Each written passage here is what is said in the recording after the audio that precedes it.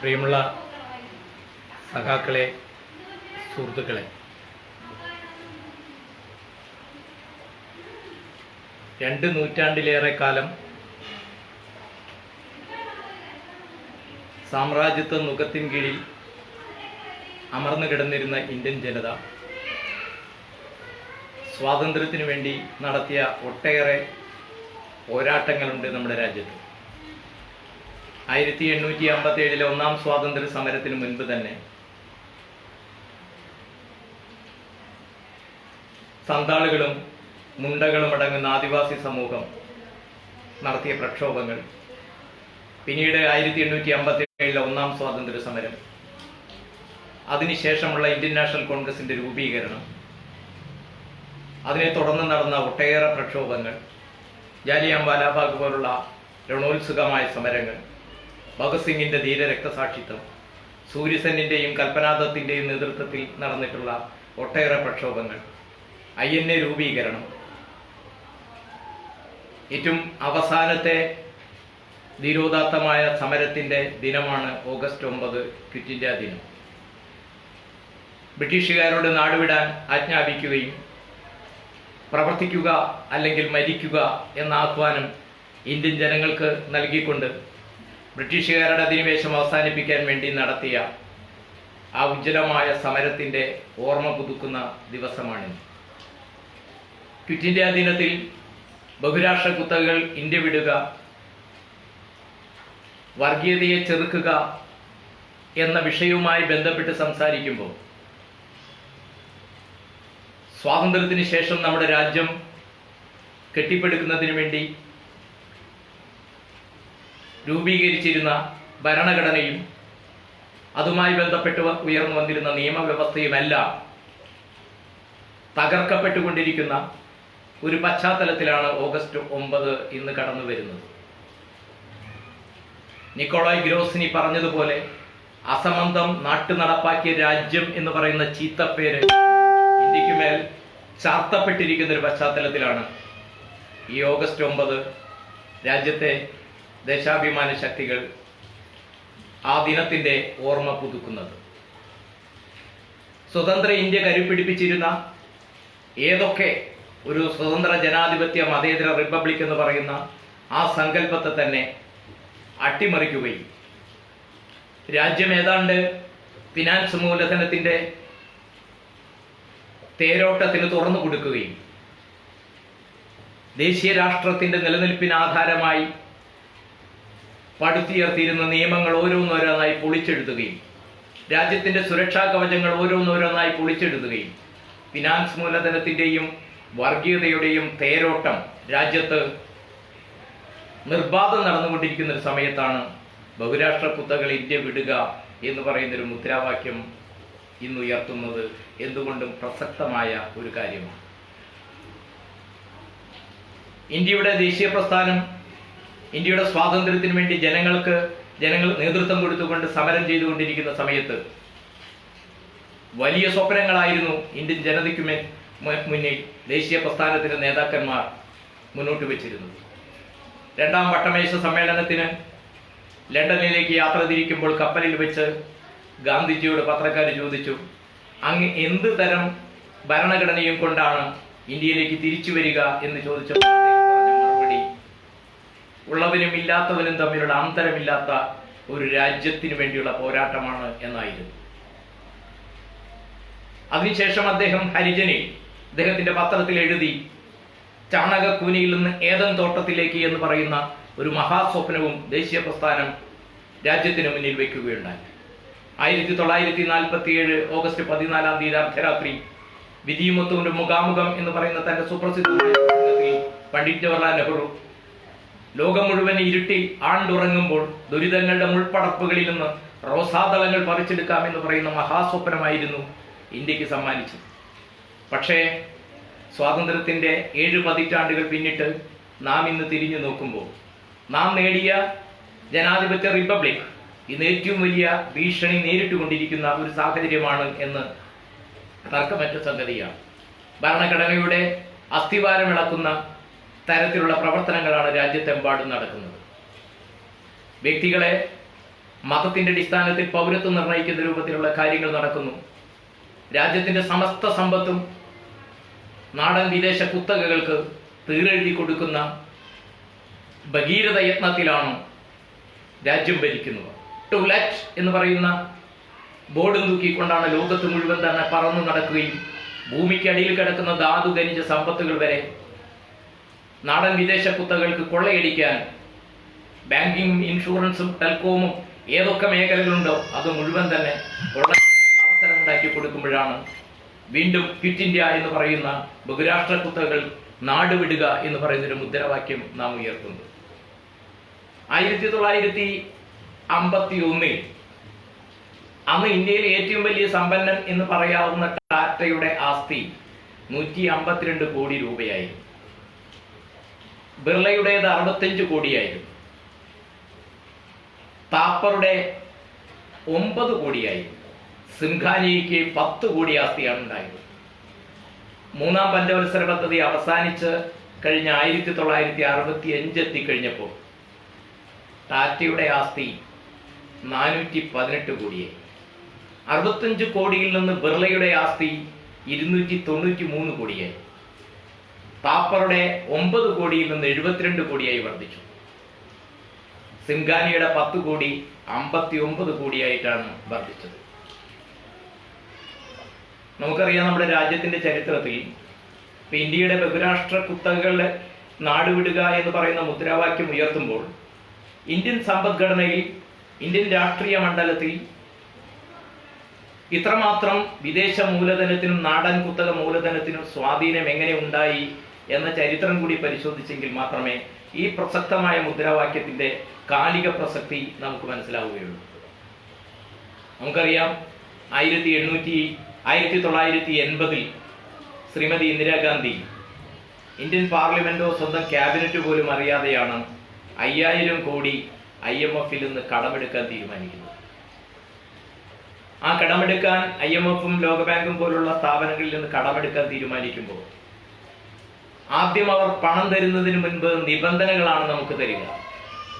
ആ നിബന്ധനകൾ നമ്മൾ അംഗീകരിച്ചെങ്കിൽ മാത്രമേ ഇത്തരം അന്താരാഷ്ട്ര ധന ഇടപാട് സ്ഥാപനങ്ങൾ ഏത് രാജ്യത്തിനും പണം കടം കൊടുക്കുകയുള്ളൂ. 81 IMF-ൽ നിന്ന് ലോൺ നമുക്ക് തരുന്നതിന് മുൻപ് പ്രധാനപ്പെട്ട 7 നിർദ്ദേശങ്ങൾ അവർ മുന്നോട്ട് വെച്ചിരുന്നു. ടെക്നോളജിയുടെ ഇറക്കുമതി ഉദാരവൽക്കരിക്കുക, തൊഴിൽ കൂലി വെട്ടിക്കുറയ്ക്കുക, തൊഴിൽ മേഖലയിൽ സമാധാനം പുനഃസ്ഥാപിക്കുക, വ്യവസായ രംഗത്ത് നിയമങ്ങൾ പൊളിച്ചെഴുതുക തുടങ്ങിയ നിർദ്ദേശങ്ങളായിരുന്നു 81 തന്നെ മുന്നോട്ട് വെച്ചത്. അതിനുശേഷം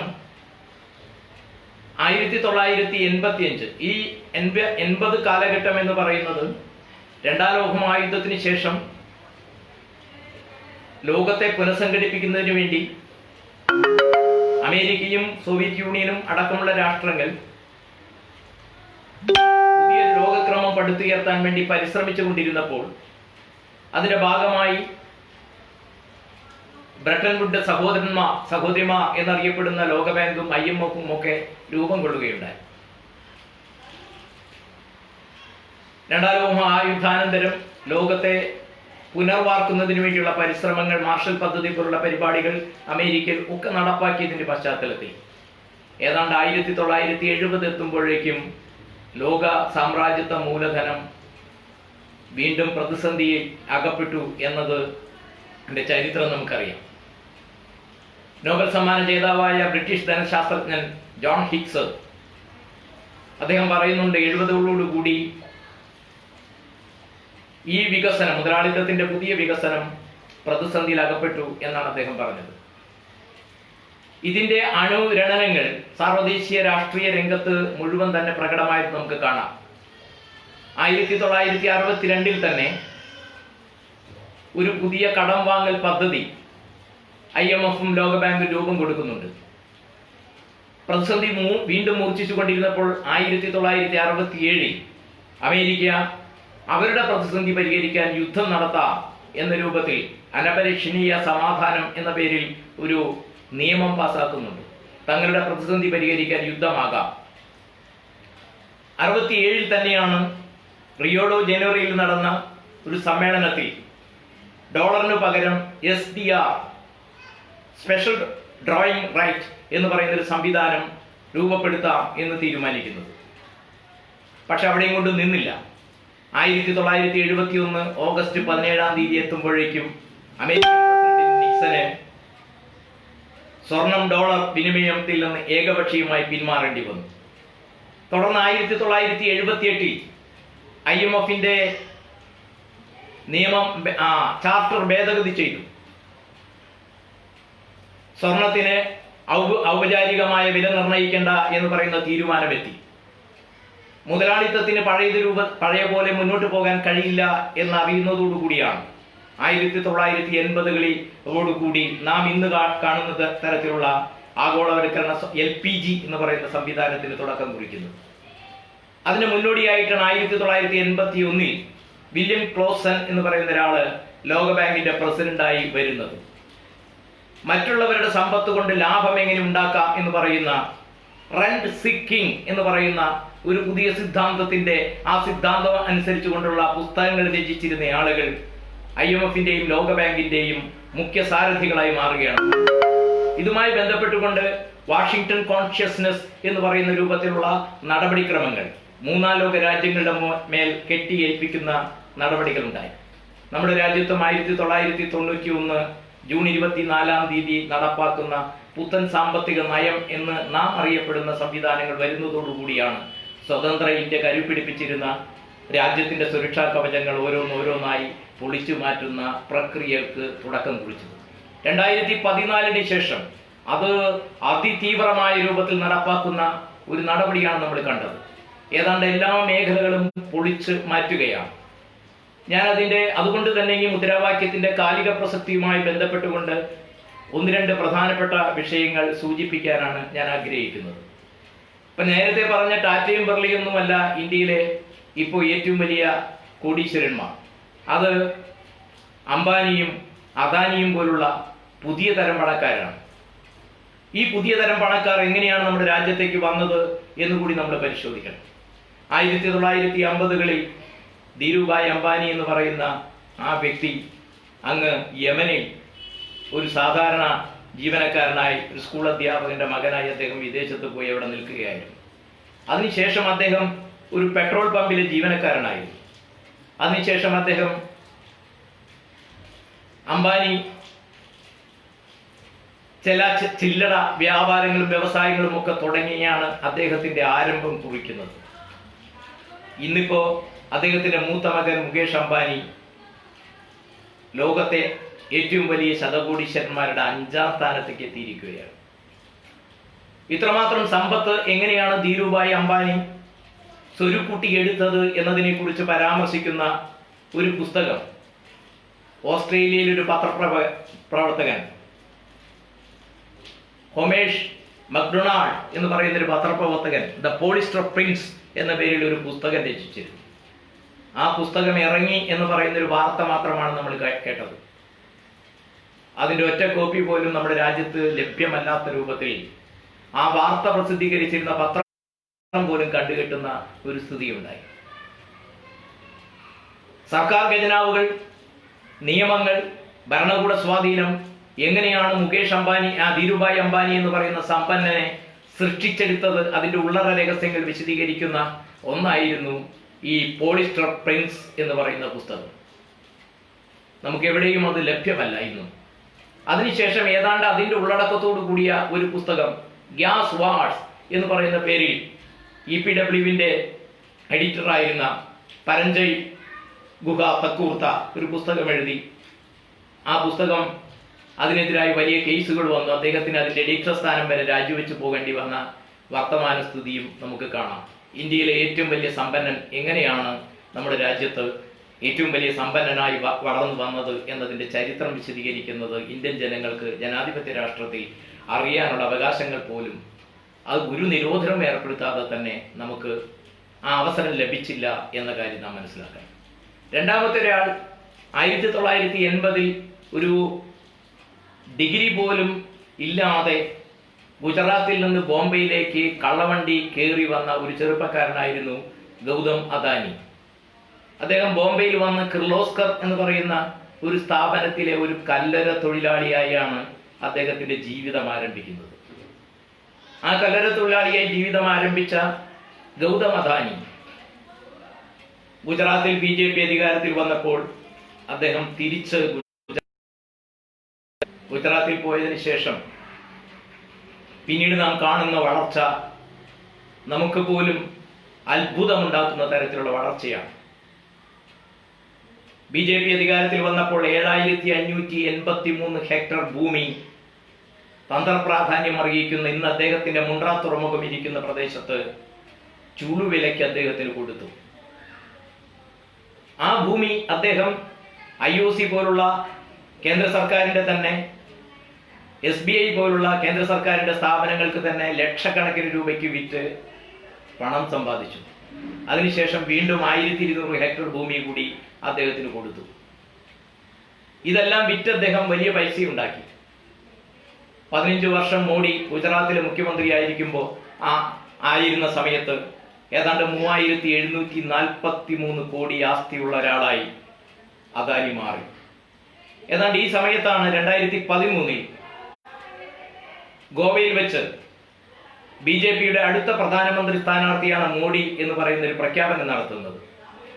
ആ പ്രഖ്യാപനം നടത്തുന്ന സമയത്ത് അദാനി എന്റർപ്രൈസസിന്റെ ഓഹരി മൂല്യം 5 രൂപയായിരുന്നു. ഒരു വർഷത്തിനുള്ളിൽ 756 രൂപയായി. 5 രൂപയിൽ നിന്ന് മോഡി എന്ന് പറയുന്ന മോഡിയുടെ പ്രിയപ്പെട്ട തോഴൻ അദാനിയുടെ ഈ ഓഹരി വില 756 രൂപയായി വർദ്ധിച്ചു. മോഡി പ്രധാനമന്ത്രിയാകുന്നതിന് മുൻപേ തന്നെ ശതകോടിക്കണക്കിന് രൂപയുടെ സമ്പത്ത് വാരിക്കൂട്ടാൻ അദാനിക്ക് കഴിഞ്ഞു. ഇപ്പോ രാജ്യത്തിന്റെ സമസ്ത മേഖലകളിലും ഈ രണ്ട് പ്രധാനപ്പെട്ട ആളുകളാണ്. 119ഓളം ശതകോടീശ്വരന്മാരുടെ കയ്യിൽ ഇന്ത്യ രാജ്യത്തിന്റെ സമ്പത്ത്, മഹാഭൂരിപക്ഷം വരുന്ന ജനതയുടെ സമ്പത്തിന്റെ പകുതിയിലേറെ ഈ 119 ശതകോടീശ്വരന്മാരിൽ അതിൽ വെറും 9 പേരുടെ കൈകളിലേക്ക് മാറിയിരിക്കുന്നു എന്ന വസ്തുതയും ഓക്സ്ഫാം റിപ്പോർട്ട് തന്നെ പകർന്നു തരുന്നുണ്ട്. ഈ സമ്പത്ത് മുഴുവൻ ഇങ്ങനെ കൊണ്ടുവരുന്ന രൂപത്തിൽ രാജ്യത്തിന്റെ ദേശീയ പ്രസ്ഥാനം ഒരു സാമ്പത്തിക മുദ്രാവാക്യം 47 മുൻപ് മുന്നോട്ട് വെച്ചിരുന്നു. അത് ഒരു സ്വതന്ത്ര പരമാധികാര ജനാധിപത്യ റിപ്പബ്ലിക്കായി ഇന്ത്യ രാജ്യത്തിന് മുന്നോട്ട് പോകാൻ ഉതകുന്ന രൂപത്തിലുള്ള 3 പ്രധാനപ്പെട്ട സാമ്പത്തിക മുദ്രാവാക്യമായിരുന്നു മുന്നോട്ട് വെച്ചത്. ബഹുരാഷ്ട്ര കുത്തകളെ പ്രതിരോധിക്കുന്നതിന് വേണ്ടി പൊതുമേഖലയെ ശക്തിപ്പെടുത്തുക, അതുപോലെ തന്നെ പ്രകൃതി വിഭവങ്ങൾ ഒട്ടാകെ നാടിന്റെ നന്മയ്ക്ക് വേണ്ടി മാത്രം ഉപയോഗിക്കുക തുടങ്ങിയ മുദ്രാവാക്യങ്ങളായിരുന്നു അത് മുന്നോട്ട് വെച്ചത്. ഒട്ടേറെ പരിമിതികളുണ്ടെങ്കിലും ഇന്ത്യക്ക് സ്വാതന്ത്ര്യം കിട്ടിക്കഴിഞ്ഞപ്പോൾ അന്ന് ലോകത്ത് സോവിയറ്റ് യൂണിയൻ നടപ്പാക്കിക്കൊണ്ടിരുന്ന പഞ്ചവത്സര പദ്ധതികൾ, കൊളോണിയൽ മുഖം വലിച്ചെറിഞ്ഞ ഇന്ത്യ പോലുള്ള രാജ്യങ്ങളുടെ ഭരണാധികാരികളെ ഹഠാകർഷിക്കുകയും അവരൊക്കെ അതിന്റെ അല്ലെങ്കിൽ സ്വന്തം രാജ്യത്ത് അത്തരത്തിലുള്ള സംവിധാനങ്ങൾ നടപ്പാക്കാൻ പരിശ്രമിച്ചിരുന്നു. അങ്ങനെയാണ് നമ്മുടെ രാജ്യത്ത് 51-ൽ LIC ദേശസാൽക്കരിക്കുന്നത്. അതുപോലെ തന്നെ പിന്നീട് 75-76 എത്തുമ്പോഴേക്കും നമ്മുടെ പെട്രോളിയം മേഖല ദേശസാൽക്കരിക്കുന്നത്, ബാങ്ക് ദേശസാൽക്കരിക്കുന്നത്, ഇന്ത്യയുടെ പൊതുമേഖലാ സ്ഥാപനങ്ങൾ മുഴുവൻ തന്നെ കെട്ടിപ്പടുക്കാൻ ഉതകുന്ന രൂപത്തിലുള്ള നയരൂപീകരണം നടത്തുന്നത്. പക്ഷെ 91-ന് ശേഷം ഈ നടപടികൾക്കൊക്കെ തന്നെ പിന്നോട്ടടി ഉണ്ടാവുകയാണ്. ഈ പിന്നോട്ടടിയുടെ പ്രധാനപ്പെട്ട കാരണങ്ങൾ എന്ന് പറയുന്നത് 1991 നവംബർ 11-ാം തീയതി അന്നത്തെ ധനകാര്യമന്ത്രി ലോകബാങ്കിന് അയച്ചൊരു കത്ത്, 91 നവംബർ 30-ാം തീയതി ലോകബാങ്ക് ഇന്ത്യക്ക് അയച്ച അവരുടെ 8998-ാം നമ്പർ രഹസ്യ റിപ്പോർട്ട്, പിന്നെ 92 ജൂൺ 2-ാം തീയതി ഇന്ത്യയുടെ ധനകാര്യമന്ത്രി IMFന് അയച്ച കത്ത്, ഇതെല്ലാം നമ്മുടെ മുന്നിലുണ്ട്. ഇന്ത്യക്ക് സ്വാതന്ത്ര്യം കിട്ടി കഴിയുന്ന സമയത്ത് തന്നെ അന്നത്തെ ലോകബാങ്ക് പ്രസിഡന്റായിരുന്ന യൂജിൻ പ്ലാങ്ക് സ്വയം പര്യാപ്തത എന്ന് പറയുന്ന സ്വപ്നം കൈയൊഴിയാൻ നെഹ്റു സർക്കാരിനെ ഉപദേശിക്കുന്നുണ്ട്. പക്ഷേ നെഹ്റു അന്ന് അതിന് ചെവിക്കൊടുക്കാതെയാണ് സോവിയറ്റ് യൂണിയനിൽ കെട്ടിപ്പടുക്കുന്ന രൂപത്തിലുള്ള പഞ്ചവത്സര പദ്ധതികൾ ആവിഷ്കരിച്ചുകൊണ്ട് നമ്മുടെ രാജ്യത്തിന് സ്വന്തം കാലിൽ നിൽക്കാൻ കഴിയാവുന്ന ഒരു സമ്പദ്ഘടന കെട്ടിപ്പടുക്കണമെന്ന് പറയുന്ന ആഗ്രഹത്തോടു കൂടി പല പദ്ധതികളും ആവിഷ്കരിച്ചത്. അതിനുശേഷം നമ്മൾ വീണ്ടും 1991 നമ്മൾ കാണുന്നത് ആൻഡേഴ്സൺ മെമ്മോറാണ്ടം എന്ന് പറയുന്ന ലോകബാങ്കിന്റെയും IMFന്റെയും നിർദ്ദേശപ്രകാരമുള്ള പദ്ധതി അനുസരിച്ചുകൊണ്ട് സ്വയം പര്യാപ്തത എന്ന് പറയുന്ന സ്വപ്നം കൈയൊഴിയാൻ ആവശ്യപ്പെടുകയാണ് ഉണ്ടായത്.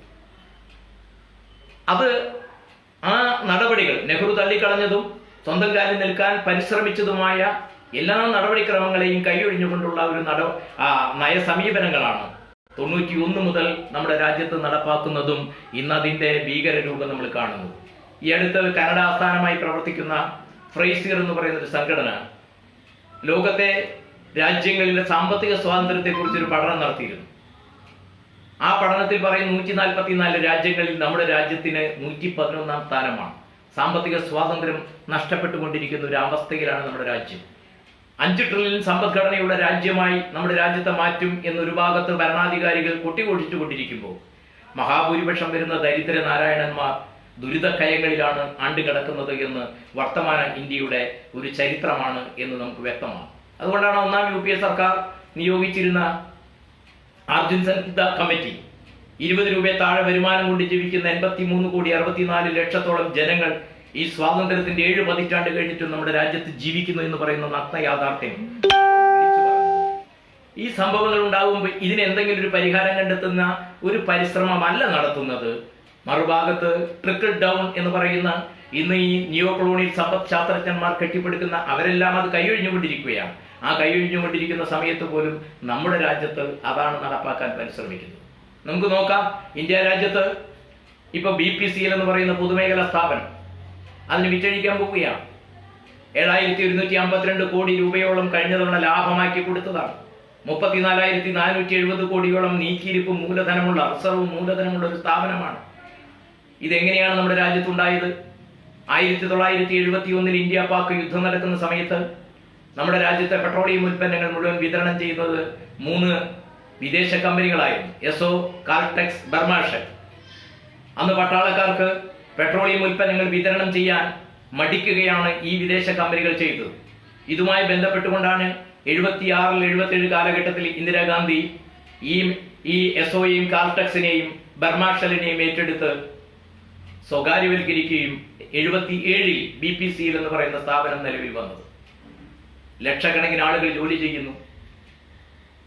വിദേശ രാജ്യങ്ങളിൽ അടക്കം തന്നെ കോടിക്കണക്കിന് രൂപ നിക്ഷേപമുള്ള ആ സ്ഥാപനത്തെ നക്കാപ്പിച്ചയ്ക്ക് വിറ്റഴിക്കാൻ പോവുകയാണ്.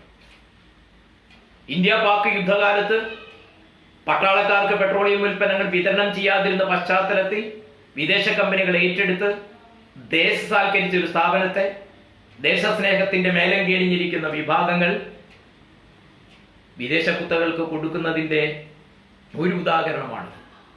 LIC പോലുള്ള സ്ഥാപനങ്ങൾ ഇന്ത്യൻ സമ്പദ്ഘടനയുടെ നട്ടെല്ലാണ്.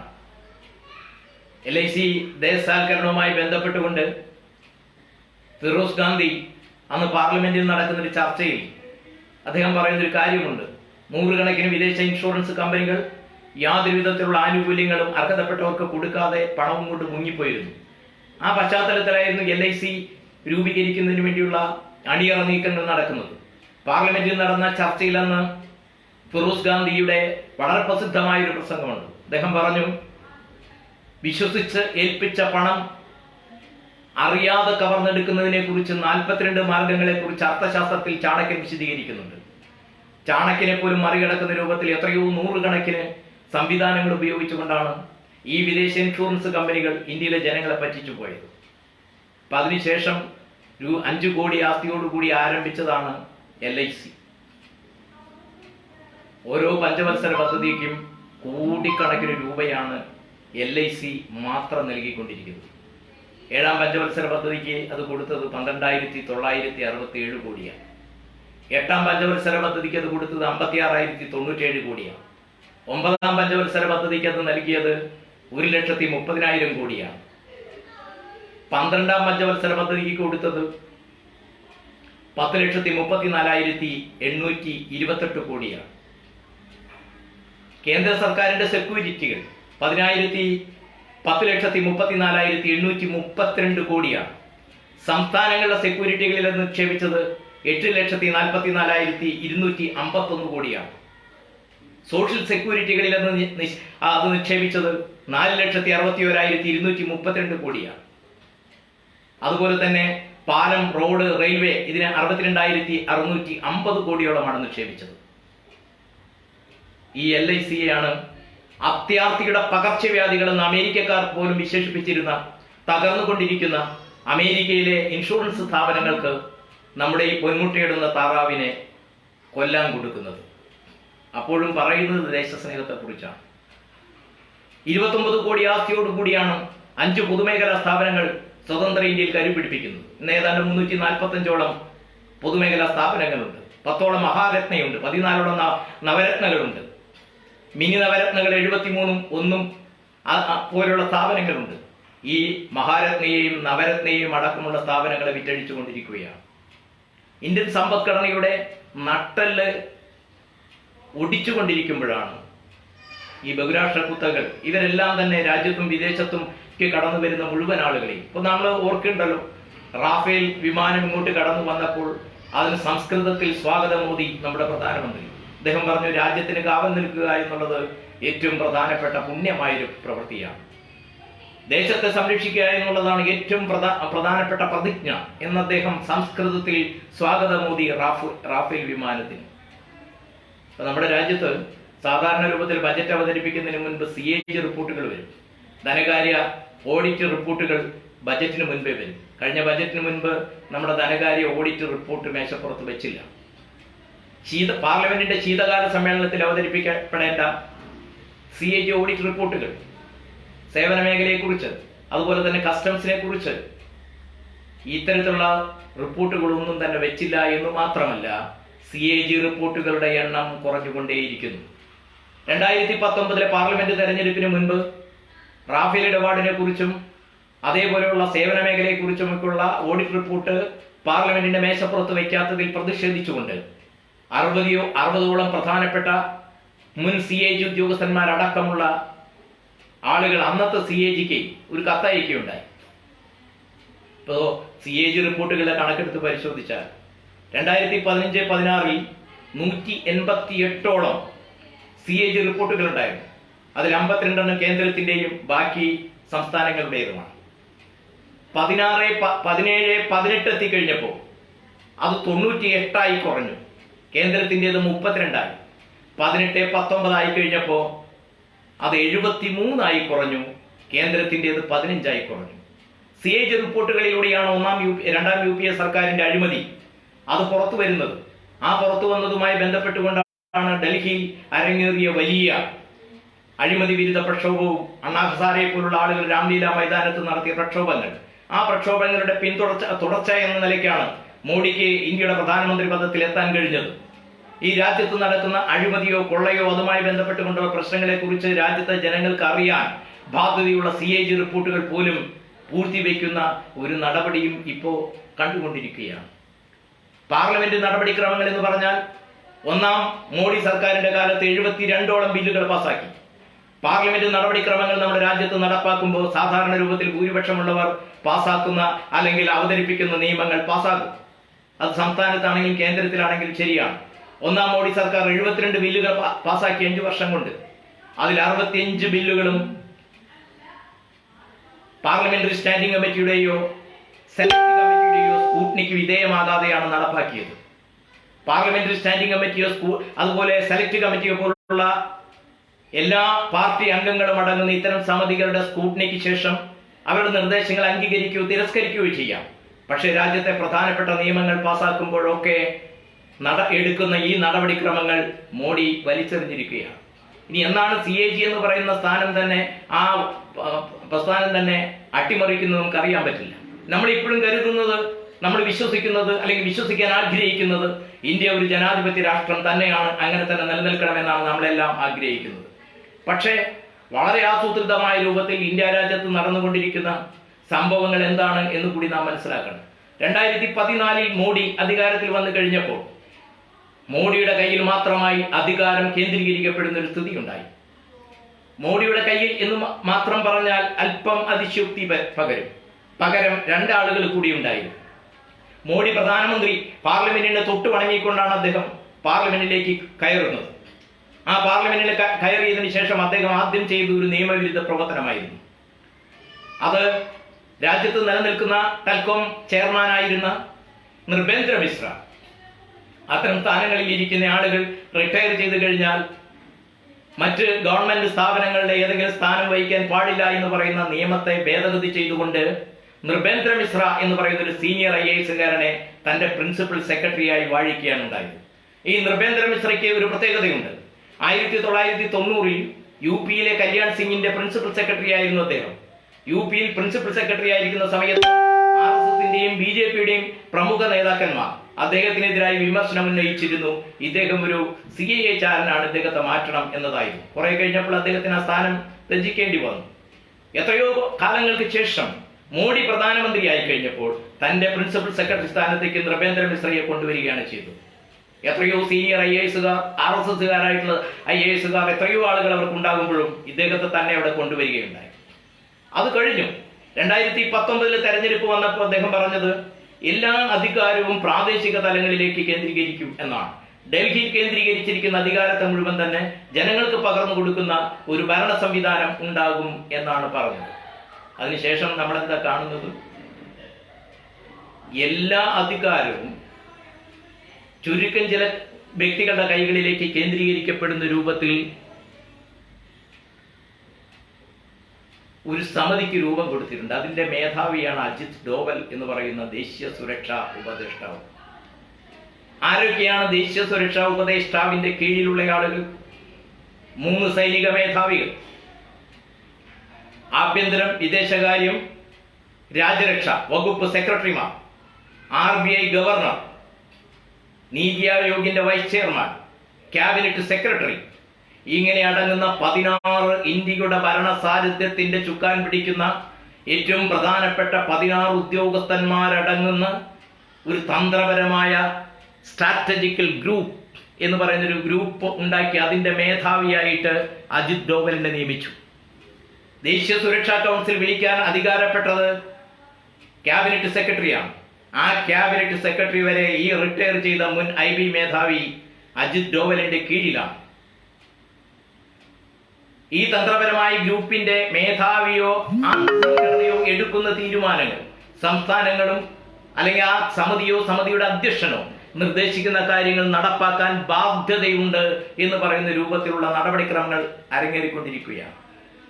അധികാരം പൂർണ്ണമായി തന്നെ ചില വ്യക്തികളിലേക്ക്, ചില ഗ്രൂപ്പുകളിലേക്ക് അടുക്കുകയും പാർലമെന്റിനെ നോക്കുകുത്തിയാക്കി മാറ്റുകയും പാർലമെന്ററി നടപടിക്രമങ്ങൾ തന്നെ മാറ്റുകയും ഇന്ത്യയുടെ സമത്വ സമ്പത്തും വിദേശികൾക്കും നാടൻ കുത്തകൾക്കും തീരെഴുതി കൊടുത്തുകൊണ്ടിരിക്കുമ്പോൾ ഇവരെ ചവിട്ടി പുറത്താക്കേണ്ടത് നമ്മുടെ രാജ്യത്തിന്റെ നിലനിൽപ്പിന് അത്യന്താപേക്ഷിതമായ കാര്യമാണ്. ഇനി ഈ പുതിയ സാമ്പത്തിക നയവും വർഗീയതയുമായി അഭേദ്യമായ ബന്ധമാണുള്ളത്. നമുക്കറിയാം, 91 ജൂൺ 24 പുത്തൻ സാമ്പത്തിക നയം നടപ്പാക്കുന്നു. 92 ഡിസംബർ 6 ബാബറി മസ്ജിദ് പൊളിക്കുന്നു. 91 ഇന്ത്യയിലെ തൊഴിലാളി വർഗം, സംഘടിത തൊഴിലാളി വർഗം ഒന്നിച്ചു നിന്നുകൊണ്ട് പുത്തൻ സാമ്പത്തിക നയത്തിനെതിരായി അതിശക്തമായ പോരാട്ടത്തിന് തുടക്കം കുറിച്ചു കഴിഞ്ഞപ്പോൾ ജാതിയുടെയും മതത്തിന്റെയും വർഗീയതയുടെയും വിശ്വാസങ്ങളുടെയും ആരാധനയുടെയും ഒക്കെ പേരിൽ തന്നെ ജനങ്ങളെ ഭിന്നിപ്പിക്കുക എന്ന് പറയുന്ന ആസൂത്രിതമായ നീക്കത്തിന്റെ ഭാഗമായി തന്നെയാണ് നാം ആ സംഭവത്തെയും കാണേണ്ടത്. ഇപ്പോ രാമക്ഷേത്രത്തിന് ശിലാസ്ഥാപനം കൂടി നടത്തി കഴിഞ്ഞിരിക്കുകയാണ്. യഥാർത്ഥത്തിൽ രാമക്ഷേത്രത്തിന്റെ ശിലാസ്ഥാപനമാണ് അവിടെ നടന്നിരിക്കുന്നതെങ്കിലും ഫലത്തിൽ ഹിന്ദു രാഷ്ട്രത്തിന്റെ ശിലാസ്ഥാപനമാണ് നടന്നിരിക്കുന്നത്. അതിനനുസൃതമായിട്ടുള്ള ദേശീയ വിദ്യാഭ്യാസ നയവും ആവിഷ്കരിക്കാൻ വേണ്ടിയുള്ള നടപടികൾ എടുത്തു കഴിഞ്ഞിട്ടുണ്ട്. ഇത്തരം ഒരു നീക്കത്തിൽ ദേശീയ പ്രസ്ഥാനം സ്വതന്ത്ര ഇന്ത്യ കരുപിടിപ്പിക്കുന്നതിന് വേണ്ടി മുന്നോട്ട് വച്ചിരുന്ന മുദ്രാവാക്യങ്ങൾ എന്തായിരുന്നു, നമ്മുടെ സ്വപ്നം എന്തായിരുന്നു, ആ സ്വപ്നം സാക്ഷാത്കരിക്കുന്നതിന് വേണ്ടിയുള്ള പ്രതിജ്ഞ പുതുക്കുകയും അതിനുവേണ്ടിയുള്ള പ്രവർത്തനങ്ങളിൽ ആണ്ടിറങ്ങുക എന്നുള്ളത് നമ്മുടെ ദേശാഭിമാന ബോധമുള്ള ഓരോ വ്യക്തിയുടെയും ഉത്തരവാദിത്തമാണ്. തമിഴ്നാട്ടിലെ ഡോക്യുമെന്ററി സംവിധായകനായിരിക്കുന്ന അമുദൻ ചോദിച്ചൊരു ചോദ്യമുണ്ട്. അദ്ദേഹം ചോദിച്ചു, ഇന്ത്യൻ ഭരണഘടന നഷ്ടപ്പെട്ടാൽ പിന്നെ ഇന്ത്യയിൽ എന്താണ് ബാക്കിയുള്ളത്? താരും തളിരും തെളിനീരും കുളിർക്കാറ്റും മണ്ണും വിണ്ണും എല്ലാം വിൽപ്പനയ്ക്ക് വെച്ചിരിക്കുന്ന സാഹചര്യത്തിൽ ഇന്ത്യൻ ഭരണഘടനയെ തന്നെ അട്ടിമറിക്കുന്ന നടപടികൾ ഉണ്ടാകുന്ന ഒരു സാഹചര്യത്തിൽ ഇന്ത്യയെ സ്നേഹിക്കുന്ന ജനങ്ങളെ സംബന്ധിച്ചിടത്തോളം ഈ സാമ്രാജ്യത്വ മൂലധനത്തിന്റെ ശക്തികളെ, ഇന്ത്യ രാജ്യത്തെ തീരെഴുതി കൊടുത്തുകൊണ്ടിരിക്കുന്ന ശക്തികളെ ചവിട്ടിപ്പുറത്താക്കാൻ കഴിയുന്ന രൂപത്തിലുള്ള വിശാലമായ ഒരു ഐക്യനിര നമ്മുടെ രാജ്യത്ത് വളർന്നു വരേണ്ടത് വളരെ പ്രധാനപ്പെട്ട ഒരു വിഷയമാണ്. ശ്രമകരമായൊരു പദ്ധതിയാണ്. ബുദ്ധിമുട്ടേറിയ പ്രശ്നങ്ങളാണ്. നമുക്കറിയാം, ഇന്ത്യയിലെ ഭരണവർഗ പാർട്ടികൾ എന്ന് പറയുന്ന ഏതാണ്ട് എല്ലാ വിഭാഗങ്ങളും ഈ പുതിയ സാമ്പത്തിക നയത്തിന്റെ ഏറിയും കുറഞ്ഞുള്ള നടത്തിപ്പുകാരാണ്. സംസ്ഥാനത്താകട്ടെ കേന്ദ്രത്തിലാകട്ടെ ഈ നയത്തിനെതിരായ പ്രശ്നങ്ങളൊന്നുമില്ല. ആത്മനിർഭർ ഭാരത് എന്ന് പറയുന്ന ഒരു മോഹനമായൊരു മുദ്രാവാക്യം BJP മുന്നോട്ട് വെച്ചിട്ടുണ്ട്. സ്വയം പര്യാപ്തത എന്ന് പറയുന്ന സങ്കല്പം. ഈ സ്വയം പര്യാപ്തത സാമ്രാജ്യത്വ മൂലധനത്തോട് കർക്കശമായ നിലപാടെടുക്കാൻ കഴിയാത്ത ഒരു ശക്തികൾക്കും നമ്മുടെ രാജ്യത്ത് സ്വയം പര്യാപ്തത എന്ന് പറയുന്ന സ്വപ്നം സാക്ഷാത്കരിക്കാനാവില്ല. 1932 വൈസ്രോയിയുടെ കൗൺസിലിൽ തന്നെ പഞ്ചവത്സര പദ്ധതിയുടെ രൂപത്തിലുള്ള ഒരു സംവിധാനം ഇന്ത്യ രാജ്യത്ത് ഉണ്ടാകണം എന്ന് ദേശീയ പ്രസ്ഥാനത്തിന് നേതാക്കന്മാർ ഉയർത്തിയിരുന്നു. ആ മുദ്രാവാക്യം ഉയർത്തിയിരുന്നു. സുഭാഷ് ചന്ദ്രബോസ് ഇന്ത്യൻ നാഷണൽ കോൺഗ്രസിന്റെ പ്രസിഡന്റായി തെരഞ്ഞെടുക്കപ്പെട്ട വർഷത്തിലാണ് പണ്ഡിറ്റ് ജവഹർലാൽ നെഹ്റുവിനെ ചെയർമാനാക്കി സ്വാതന്ത്ര്യത്തിന് മുൻപേ തന്നെ ആസൂത്രണ കമ്മീഷൻ രൂപീകരിക്കുന്നത്. ആ ആസൂത്രണ കമ്മീഷനെ പിരിച്ചുവിട്ട് അമേരിക്കൻ മോഡലിലുള്ള ബൂർഷ്വാ തിങ്ക് ടാങ്കുകൾ എന്ന് പറയുന്ന വ്യക്തികളെ വന്ന ആ നീതി ആയോഗ് എന്ന് പറയുന്ന ഒരു സംവിധാനം കൊണ്ടുവന്നു. ഞാനിപ്പോ നേരത്തെ അജിത് ഡോവലിന്റെ നേതൃത്വത്തിലുള്ള ഒരു ഭരണ സംവിധാനത്തെ കുറിച്ച് പറഞ്ഞു. ഇത് കൂടാതെ ഇന്ത്യയിലെ പ്രധാനപ്പെട്ട കീ പോസ്റ്റുകൾ, ജോയിന്റ് സെക്രട്ടറി, ഡെപ്യൂട്ടി സെക്രട്ടറി പോലെ ഉള്ള പോസ്റ്റുകളിൽ, ഇന്ത്യയുടെ ഭരണ സാന്നിധ്യത്തിന്റെ ഏറ്റവും പ്രധാനപ്പെട്ട പോസ്റ്റുകളിലേക്ക് സീനിയർ IAS മാത്രമാണ് നിയമിക്കാറുള്ളത്. ആ സീനിയർ IAS നിയമിക്കുന്നതിന് പകരം ചെയ്തിരിക്കുന്നത് 2019 ചെയ്തിരിക്കുന്ന പരിപാടി എന്ന് പറയുന്നത് വിദേശ നാടൻ കുത്തകളുടെ സ്ഥാപനങ്ങളിൽ പ്രവർത്തിക്കുന്ന ഏറ്റവും പ്രധാനപ്പെട്ട ഉദ്യോഗസ്ഥന്മാരെ ഈ പോസ്റ്റുകളിൽ നിയമിക്കുക എന്ന് പറയുന്ന ഒന്നാണ്. 40ഓളം ആളുകളെ നിയമിക്കണമെന്ന് നീതി ആയോഗ് ഒരു നിർദ്ദേശം മുന്നോട്ട് വെച്ചിരുന്നു. പക്ഷെ ഇപ്പോ ആദ്യഘട്ടത്തിൽ 9 പേരെയാണ് നിയമിച്ചിരിക്കുന്നത്. അതിൽ 7 പേരും വിദേശ നാടൻ കുത്തക ഗ്രൂപ്പുകളുടെ ഉന്നത സ്ഥാനങ്ങൾ, ആ കമ്പനികളിൽ ഉന്നത സ്ഥാനങ്ങൾ നിർവഹിച്ചിരുന്ന ആളുകളെയാണ്. അതിൽ ചില ആളുകളുടെ പേരുകൾ മാത്രം ഞാൻ പറയാം. സിവിൽ ഏവിയേഷനിലെ ജോയിന്റ് സെക്രട്ടറി ആയിട്ട് നിയമിച്ചിരിക്കുന്നത് KPMG എന്ന് പറയുന്ന അന്താരാഷ്ട്ര കൺസൾട്ടൻസി സ്ഥാപനത്തിലെ ഒരു ഉയർന്ന ഉദ്യോഗസ്ഥനും ഒരു വലിയ എയർ സർവീസിന്റെ ഉപദേശകനുമായിരിക്കുന്ന അംബർ ദൂബെയാണ് സിവിൽ ഏവിയേഷൻ വകുപ്പിന്റെ ജോയിന്റ് സെക്രട്ടറിയാക്കി നിയമിച്ചിരിക്കുന്നത്. ദിനേശ് ജഗ്ദൽ എന്ന് പറയുന്ന മറ്റൊരാളെ റിന്യൂവൽ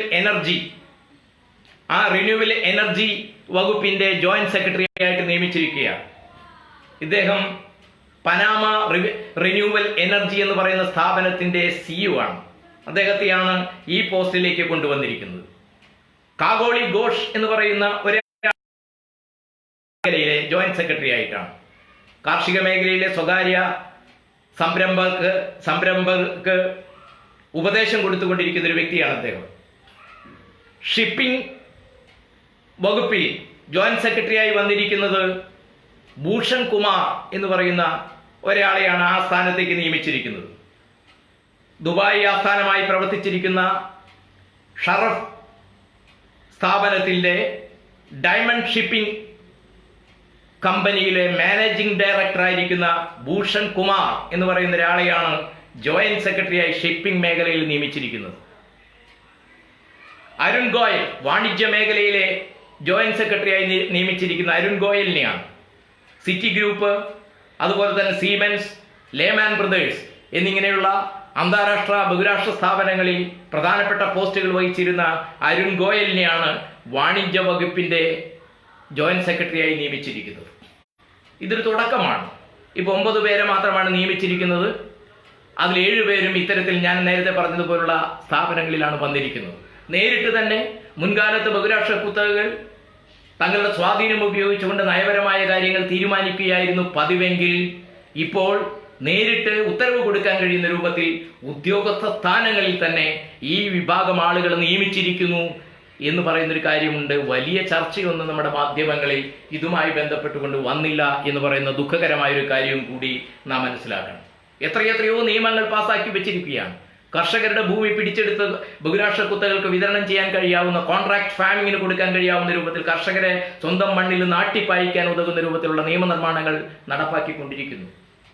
FRDI എന്ന് പറയുന്ന നിയമം, ബാങ്ക്, ഇൻഷുറൻസ്, സഹകരണ സ്ഥാപനങ്ങൾ, ഈ സ്ഥാപനങ്ങളിലൊക്കെ തന്നെയുള്ള മൂലധനം ഇഷ്ടം പോലെ വിനിയോഗിക്കാൻ കഴിയാവുന്ന ബോംബെ ആസ്ഥാനമായിരിക്കുന്ന ഫിനാൻഷ്യൽ റെസൊല്യൂഷൻ അതോറിറ്റി എന്ന് പറയുന്ന ഒരു സ്വകാര്യ സ്ഥാപനത്തിന് കൊടുക്കുന്നതിന് വേണ്ടിയുള്ള തീരുമാനമെടുത്തു കഴിഞ്ഞിരിക്കുന്നു. ഇംപ്ലിമെന്റ് ചെയ്ത് തുടങ്ങിയിട്ടില്ല. ഏത് സമയത്ത് വേണമെങ്കിലും അത് വരാം.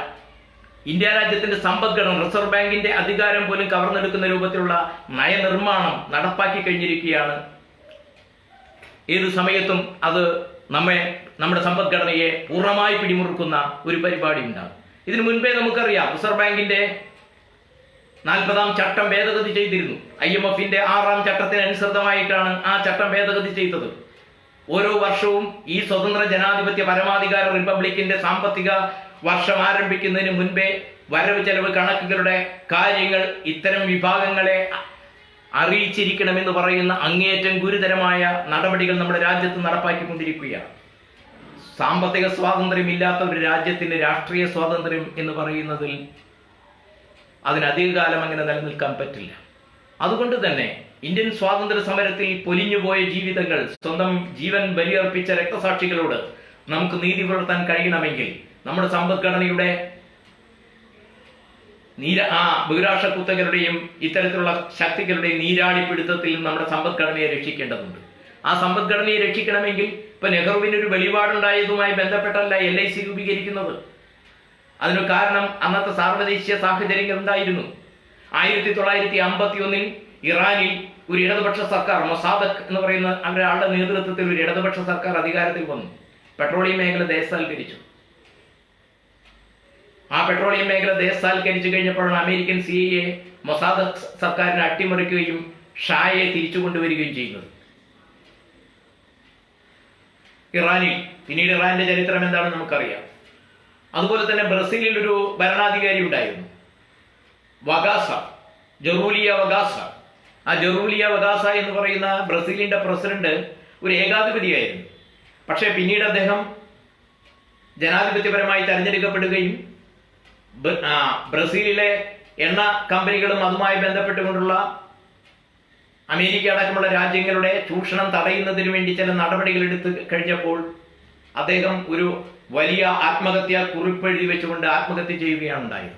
സ്വന്തം രാജ്യത്തിന്റെ താല്പര്യം സംരക്ഷിക്കാൻ വേണ്ടി എനിക്ക് എന്റെ ജീവൻ വെടിയേണ്ടി വന്നിരിക്കുന്നു, ഞാൻ ചിന്തിയ രക്തം പാഴായി പോകില്ല എന്ന് എനിക്ക് ഉറപ്പുണ്ട് എന്ന് പറഞ്ഞുകൊണ്ടാണ് വഗേസയുടെ ഈ ആത്മഹത്യാ കുറിപ്പ് ലോകത്തിന്റെ മുന്നിൽ ഒരു ഞെട്ടലോടെ ലോക നേതാക്കന്മാർ വായിച്ചറിയുന്നത്. ഇത്തരം ഒരു പശ്ചാത്തലത്തിൽ കൂടിയാണ് ഈ സ്വന്തം രാജ്യത്തിന്റെ രാജ്യസുരക്ഷ എന്ന് പറയുന്നതുമായി ബന്ധപ്പെട്ടുകൊണ്ടുള്ള കാര്യങ്ങൾ രാജ്യത്തിന്റെ സമ്പദ്ഘടനയുടെ മേൽ, അതുപോലെ തന്നെ അടിസ്ഥാന മേഖലയിൽ എല്ലാം തന്നെ തങ്ങൾക്ക് നിയന്ത്രണം ഉണ്ടാകണം എന്നൊരു സമീപനത്തിൽ വരുന്നതും LIC പോലെ അതുപോലെ തന്നെ പ്രധാനപ്പെട്ട കോർ സെക്ടറുകൾ മുഴുവൻ തന്നെ ദേശസാൽക്കരിച്ചുകൊണ്ട് സർക്കാരിന്റെ നിയന്ത്രണത്തിൽ കൊണ്ടുവരുന്നത്. ഇത് മുഴുവൻ അട്ടിമറിക്കപ്പെട്ടിരിക്കുകയാണ്. ഈ അട്ടിമറിക്കപ്പെട്ടിരിക്കുന്ന സാഹചര്യത്തിലാണ് നമ്മളെ സംബന്ധിച്ചിടത്തോളം ഇതിനെതിരായി ഇന്ന് ഇപ്പൊ തൊഴിലാളികളുടെയും കർഷകരുടെയും യോജിച്ച പ്രക്ഷോഭങ്ങൾ രാജ്യത്ത് അലയടിച്ചുയരുന്ന ഒരു ദിവസം കൂടിയാണ് ഈ ഓഗസ്റ്റ് 9. തൊഴിലാളികളുടെ പണിയെടുക്കാനുള്ള അവകാശം എടുത്തു കളഞ്ഞിരിക്കുകയാണ്. 8 മണിക്കൂർ എന്നുള്ളത് 12 മണിക്കൂറുകളോളായി മാറ്റി. പൊതുമേഖല മുഴുവൻ വിറ്റഴിക്കുകയാണ്. തന്ത്രപ്രാധാന്യം അറിയിക്കുന്ന പൊതുമേഖല മുഴുവൻ വിറ്റഴിക്കുകയാണ്. കൃഷിഭൂമി തീരെഴുതി കൊടുക്കുകയാണ്. അപ്പോൾ കർഷകരും തൊഴിലാളികളും അടങ്ങുന്ന വിശാലമായ ഒരു ഐക്യമുണ്ടായിക്കൊണ്ട് അതിനെതിരായിട്ടുള്ള പോരാട്ടം ശക്തിപ്പെട്ടുകൊണ്ടിരിക്കുന്ന ഒരു സമയമാണ്. ഈ പോരാട്ടം നമുക്ക് ശക്തിപ്പെടുത്തണമെങ്കിൽ ഉൽപാദക വർഗങ്ങൾ എന്ന രൂപത്തിൽ തൊഴിലാളികളുടെയും കർഷകരുടെയും വർഗപരമായ ഐക്യം നമ്മുടെ രാജ്യത്ത് വളർത്തി എടുക്കേണ്ടതുണ്ട്. ആ പ്രധാനപ്പെട്ട ഉത്തരവാദിത്തമാണ് നമ്മുടെ മുന്നിൽ ഇന്ന് നിലനിൽക്കുന്നത്. ഏതെങ്കിലും തരത്തിൽ നമ്മുടെ ആഗ്രഹ ചിന്തകൾക്കപ്പുറത്ത് ഫാസിസ്റ്റുകളെ ചെറുത്തു തോൽപ്പിക്കാൻ നമുക്ക് കഴിയണമെങ്കിൽ ഈ രാജ്യത്തെ പടുത്തുയർത്തുന്ന ഈ രണ്ട് വർഗങ്ങളുടെ വിശാലമായ ഒരു ഐക്യനിര പടുത്തുയർത്താൻ നമുക്ക് ഈ ഏറ്റവും പ്രധാനപ്പെട്ട ഈ ഉത്തരവാദിത്വം നമുക്ക് നിർവഹിക്കാൻ കഴിയില്ല എന്ന യാഥാർത്ഥ്യം കൂടി നാം മനസ്സിലാക്കണം. ഇങ്ങനെ വരുമ്പോൾ ചില ആളുകളെ സംബന്ധിച്ചിടത്തോളം വലിയ തോതിലുള്ള നിരാശാവാദത്തിലേക്ക് പോകുന്നുണ്ട്. ഫാസിസ്റ്റുകൾ പിടിമുറുക്കിയിരിക്കുകയാണ്, ശരിയാണ്, പിടിമുറുക്കിയിരിക്കുകയാണ്. പക്ഷെ പിടിമുറുക്കുമ്പോഴും നമ്മൾ മനസ്സിലാക്കണം അവർക്ക് എത്ര ശതമാനം വോട്ട് കിട്ടിയിട്ടുണ്ട്. ഇന്ത്യ രാജ്യത്ത് 17.2% ഇന്ത്യൻ ജനങ്ങളുടെ പിന്തുണ മാത്രമാണ് BJPക്ക് ഉള്ളത് എന്ന് നാം മനസ്സിലാക്കണം. പോളിംഗ് ബൂത്തിൽ വോട്ട് ചെയ്ത ആളുകളുടെ ഏതാണ്ട് 37.2% വോട്ട് മാത്രമാണ് BJPക്ക്, 45% NDAക്ക് മൊത്തം കിട്ടിയിരിക്കുന്നത്. 55% ഈ 2019 പുറത്താണ് എന്ന് മനസ്സിലാക്കണം. 55% ആളുകൾ അപ്പുറത്തായിരിക്കുമ്പോഴും ന്യൂനപക്ഷം വരുന്ന ഈ ആളുകൾ കഴിഞ്ഞ 6 വർഷത്തിലേറെയായി നമ്മുടെ രാജ്യം ഭരിച്ചുകൊണ്ടിരിക്കുന്നതിന്റെ ഉത്തരവാദിത്വം എന്ന് പറയുന്നത് ഈ ഫാസിസ്റ്റ് ശക്തികൾക്കെതിരായി വിശാലമായ ഒരു ഐക്യമുന്നണി രൂപപ്പെടുത്തുന്നതിൽ പ്രതിപക്ഷ പാർട്ടികൾ പരാജയപ്പെട്ടു കഴിഞ്ഞിരിക്കുന്നു എന്ന യാഥാർത്ഥ്യം കൂടിയാണ്. ഇത് നാം മനസ്സിലാക്കുമ്പോഴാണ് ഈ രാജ്യത്തെ വീണ്ടെടുക്കണമെങ്കിൽ നമ്മുടെ രാജ്യത്തിന്റെ മതേതരത്വം, ഇപ്പോൾ ഇന്ത്യയുടെ പേര് മാറ്റണം എന്ന് പറഞ്ഞുകൊണ്ട് ഒരാൾ സുപ്രീം കോടതിയിൽ പോയിരുന്നു, ഭാരതം എന്നാക്കണം എന്ന് പറഞ്ഞുകൊണ്ട്. അത് ഭാരതം അഥവാ ഇന്ത്യ എന്നാണ് ഇന്ത്യയുടെ പേര് എന്ന് പറഞ്ഞുകൊണ്ട് തൽക്കാലം അത് മാറ്റി. അതിനുശേഷം ഇപ്പോൾ സെക്യുലറിസവും അതുപോലെ തന്നെ സോഷ്യലിസം എന്ന് പറയുന്ന 2 വാക്കുകൾ എടുത്തു മാറ്റണം എന്ന് പറഞ്ഞുകൊണ്ട് വീണ്ടും കേസ് പോയിരിക്കുകയാണ്. ആ കേസ് ഇപ്പോൾ സുപ്രീം കോടതിയിൽ നിലനിൽക്കുകയാണ്. ഇന്ത്യൻ ഭരണഘടനയുടെ അടിസ്ഥാന ശില ഈ ആസൈദ് ഹിമാചലം എന്ന് പറയുന്ന നമ്മുടെ രാജ്യത്തെ സംബന്ധിച്ചിടത്തോളം വൈവിധ്യങ്ങൾ, ഒട്ടേറെ മതങ്ങൾ, ആചാരങ്ങൾ, അനുഷ്ഠാനങ്ങൾ, വിശ്വാസങ്ങൾ, ഭക്ഷണ രീതികൾ, ആചാരാനുഷ്ഠാനങ്ങൾ ഒക്കെ വൈവിധ്യം പുലർത്തുന്ന ഒരു നാട്, അതിനെ ഏകശിലാഖണ്ഡമായ ഒന്നാക്കി മാറ്റുന്നതിന് വേണ്ടി ഒരൊറ്റ ഇന്ത്യ, ഒരൊറ്റ നികുതി, ഒരൊറ്റ ഇന്ത്യ, ഒരൊറ്റ ഭാഷ, ഒരൊറ്റ ഇന്ത്യ, ഒരൊറ്റ വിദ്യാഭ്യാസം, ഒരൊറ്റ ഇന്ത്യ, ഒരൊറ്റ നികുതി എന്നിങ്ങനെ പറയുന്ന രൂപത്തിൽ RSSന്റെ സ്വപ്നത്തിലുള്ള ഒരു യൂണിറ്ററി സ്റ്റേറ്റ് എന്ന് പറയുന്ന ഒരു കൺസെപ്റ്റിലേക്ക് കൊണ്ടുപോയി. ലിസ്റ്റോ സ്റ്റേറ്റ് വിഷയങ്ങളോ ഒന്നും തന്നെ അവർക്ക് പ്രശ്നമല്ല. കാരണം ഒരു കാലത്തും ഫെഡറൽ ഇന്ത്യ എന്ന് പറയുന്ന ഒരു കൺസെപ്റ്റിനെ അംഗീകരിച്ചിട്ടില്ല. അപ്പൊ ഇന്ന് ക്വിറ്റ് ഇന്ത്യ എന്ന് പറയുന്ന ഒരു മുദ്രാവാക്യം നമ്മൾ മുന്നോട്ട് വയ്ക്കുമ്പോൾ ഈ ഇന്ത്യ രാജ്യത്തെ പിടിമുറുക്കി കഴിഞ്ഞിരിക്കുന്ന ഈ ഫാസിസ്റ്റുകൾ സാമ്രാജ്യത്വവും അതുപോലെ നാടൻ കുത്തകളുടെയും ഫിനാൻസ് മൂലധനത്തിന്റെ കീഴിൽ ഞെരിഞ്ഞമരുന്ന ഇന്ത്യയുടെ സ്വാതന്ത്ര്യം എന്ന് പറയുന്നത് അത് വീണ്ടെടുക്കാൻ വേണ്ടിയുള്ള വളരെ വലിയ ബൃഹത്തായ ഒരു പ്രക്ഷോഭത്തിന് ഇന്ത്യൻ ജനങ്ങൾ അണിനിരക്കണം. തൊഴിലാളികൾ 19 പണിമുടക്കുകൾ നടത്തി. 19ാമത്തെ പണിമുടക്ക് വന്നപ്പോൾ കർഷകരുടെ മുദ്രാവാക്യങ്ങളും കൂടി ഉയർന്നു വന്നു എന്ന വളരെ പ്രധാനപ്പെട്ട ഒരു സംഭവമുണ്ട്. പക്ഷേ നിർഭാഗ്യവശാൽ ഇപ്പോഴും മുതലാളിത്തത്തിന് ബദൽ സോഷ്യലിസം എന്ന് പറയുന്ന ഒരു മുദ്രാവാക്യം ഉയർത്തുന്നതിൽ പല ആളുകളും മടിച്ചു നിൽക്കുകയാണ്. ഇടതുപക്ഷ പ്രസ്ഥാനങ്ങളിൽ പോലും ടിനയും ടാമയും പോലുള്ള പ്രത്യയശാസ്ത്ര അവ്യക്തതകളാണ് നിലനിൽക്കുന്നത്. ബദലില്ല എന്ന് പറയുന്ന ഒരു സംവിധാനം, ബദലുണ്ട് എന്ന് പറയാവുന്ന രൂപത്തിൽ, ആ ബദലുണ്ട് എന്ന് പറയാവുന്ന രൂപത്തിലേക്ക് ഒരു കാര്യങ്ങൾ നമ്മൾ മുന്നോട്ട് കൊണ്ടുപോകണം. ഇന്ത്യൻ കമ്മ്യൂണിസ്റ്റ് പ്രസ്ഥാനത്തിന്റെ ചരിത്രത്തിലെ തിളക്കമാർന്ന അധ്യായങ്ങളുടെ ഊർജം ആവാഹിച്ചെടുക്കേണ്ടതുണ്ട്. ദേശീയ പ്രസ്ഥാനത്തിന്റെ രണോത്സുകമായ ചരിത്രത്തിൽ നിന്ന് നാം ഊർജം ആവാഹിച്ചെടുക്കേണ്ടതുണ്ട്. താഷ്കണ്ടിൽ കമ്മ്യൂണിസ്റ്റ് പാർട്ടി രൂപീകരിച്ചു കഴിഞ്ഞപ്പോൾ ഇന്ത്യ രാജ്യത്ത് 10 കമ്മ്യൂണിസ്റ്റുകാർ പോലും ഇല്ലാതിരുന്ന സമയത്താണ് 1921 അഹമ്മദാബാദ് കോൺഗ്രസിൽ ഹസരത് മൊഹ്റാനി പൂർണ്ണ സ്വരാജ് വേണമെന്ന് പറയുന്ന ഒരു പ്രമേയം അവതരിപ്പിക്കുന്നത്. ആ പരാജയപ്പെട്ടു പോയി, അത് തള്ളിപ്പോയി. 22 ഗയാ കോൺഗ്രസ് വന്നു. 22 ഗയാ കോൺഗ്രസ് വന്നു കഴിഞ്ഞപ്പോൾ അവിടെ ശിങ്കാരു വലിച്ചെട്ടിയ വീണ്ടും പൂർണ്ണ സ്വരാജ് എന്ന് പറയുന്ന പ്രമേയം അവതരിപ്പിച്ചു, പരാജയപ്പെട്ടു പോയി. 23, 24, 25, 26, 27 മദ്രാസ് കോൺഗ്രസിൽ അത് പാസ്സായി. പക്ഷേ പാസ്സായി കഴിഞ്ഞപ്പോൾ ഗാന്ധിജി ഇടപെട്ടു. ഇത് കുട്ടികളുടെ സ്കൂൾ ഡിബേറ്റ് അല്ല, അതുകൊണ്ട് പിൻവലിക്കണമെന്ന് പറഞ്ഞു, പിൻവലിച്ചു. 28 വീണ്ടും കൽക്കത്തയിൽ കോൺഗ്രസ് നടന്നപ്പോൾ 50,000-ഓളം വരുന്ന തൊഴിലാളികളും കർഷകരും കൽക്കത്ത കോൺഗ്രസിന്റെ വേദികളിലേക്ക് പൂർണ്ണ സ്വരാജ് വേണമെന്ന് പറയുന്ന മുദ്രാവാക്യം ഉയർത്തിക്കൊണ്ട് അങ്ങോട്ട് മാർച്ച് ചെയ്തു. അടുത്ത വർഷം 29 ഡിസംബർ 31 ലാഹോർ കോൺഗ്രസിൽ ഇന്ത്യൻ ദേശീയ പ്രസ്ഥാനത്തിന് പൂർണ്ണ സ്വരാജ് എന്ന് പറയുന്ന പ്രമേയം പാസാക്കേണ്ടി വന്നു എന്നതും ഒരു ചരിത്ര വസ്തുതയാണ്. വസ്തുതകളിൽ നിന്ന് ചരിത്രം നാം എങ്ങനെ പഠിക്കണം എന്ന് പറയുന്ന ഒരു പ്രധാനപ്പെട്ട പ്രശ്നമുണ്ട്. ആ ചരിത്രത്തിൽ എങ്ങനെ നാം എടുക്കണം എന്ന് പറഞ്ഞാൽ നമുക്കൊരു സ്വതന്ത്ര ജനാധിപത്യ പരമാധികാര റിപ്പബ്ലിക് പടുത്തുയർത്തുക എന്ന് പറയുന്ന സ്വപ്നം മുന്നിൽ വെച്ചുകൊണ്ടായിരുന്നു ദേശീയ പ്രസ്ഥാനത്തിൽ ജനങ്ങൾ അണിനിരന്നത്. ബ്രിട്ടീഷുകാരുടെ കഴിവരത്തിലേറിയത്, അവരുടെ തോക്കുകൾക്ക് വെടിയുണ്ടകളേറ്റ് അറിയുന്നവരും അറിയപ്പെടാത്തവരുമായ ആയിരക്കണക്കിന് ആളുകൾ രക്തസാക്ഷിത്വം വരിച്ചത്. ആ രക്തസാക്ഷിത്വത്തിൽ നിന്നാണ് യൂണിയൻ ജാക്ക് വലിച്ചു താഴ്ത്തി മൂവർണ്ണക്കുടി ഓഗസ്റ്റ് 14 അർദ്ധരാത്രി ചെങ്കോട്ടയിൽ ഉയർന്നത്. അതിന്റെ സ്വപ്നം നമുക്ക് സാക്ഷാത്കരിക്കാൻ കഴിയണമെങ്കിൽ ഇന്ന് രാജ്യത്തെ ജനങ്ങൾ, മഹാഭൂരിപക്ഷം വരുന്ന ജനങ്ങൾ ഇന്നും ജീവിതത്തിന്റെ ദുരന്തങ്ങളിൽ കിടന്ന് എഴുകയാണ്. സമ്പത്തുള്ളവൻ രാജ്യത്തിന്റെ സമസ്ത സമ്പത്തും വളരെ നാമമാത്രമായ വ്യക്തികളിലേക്ക് കേന്ദ്രീകരിക്കപ്പെടുന്ന ഒരു സ്ഥിതി ഉണ്ടാകുകയും അവരുടെ കൈകളിലേക്ക് എല്ലാ അധികാരം കവരുകയാണ്. 82% MP-മാർ കോടീശ്വരന്മാരാണ്. 2009 അത് 58 2004 അത് 30%. ഇപ്പൊ 82% നമ്മുടെ ജനപ്രതിനിധികൾ എന്ന് പറയുന്ന ഒരു കോടീശ്വരന്മാരുടെ പട്ടികയിൽ ഏതാണ്ട് ശരാശരി 16 കോടി എന്ന് പറയുന്നത്. ചെറിയ വ്യത്യാസമുണ്ട്. കോൺഗ്രസിന് കുറച്ച് അംഗങ്ങളാണ്, 16 കോടിയാണ് അവരുടെ ശരാശരി. BJP-യുടെ അവരുടെ ശരാശരി സ്വത്ത് എന്ന് പറയുന്നത് 11 കോടിയാണ്.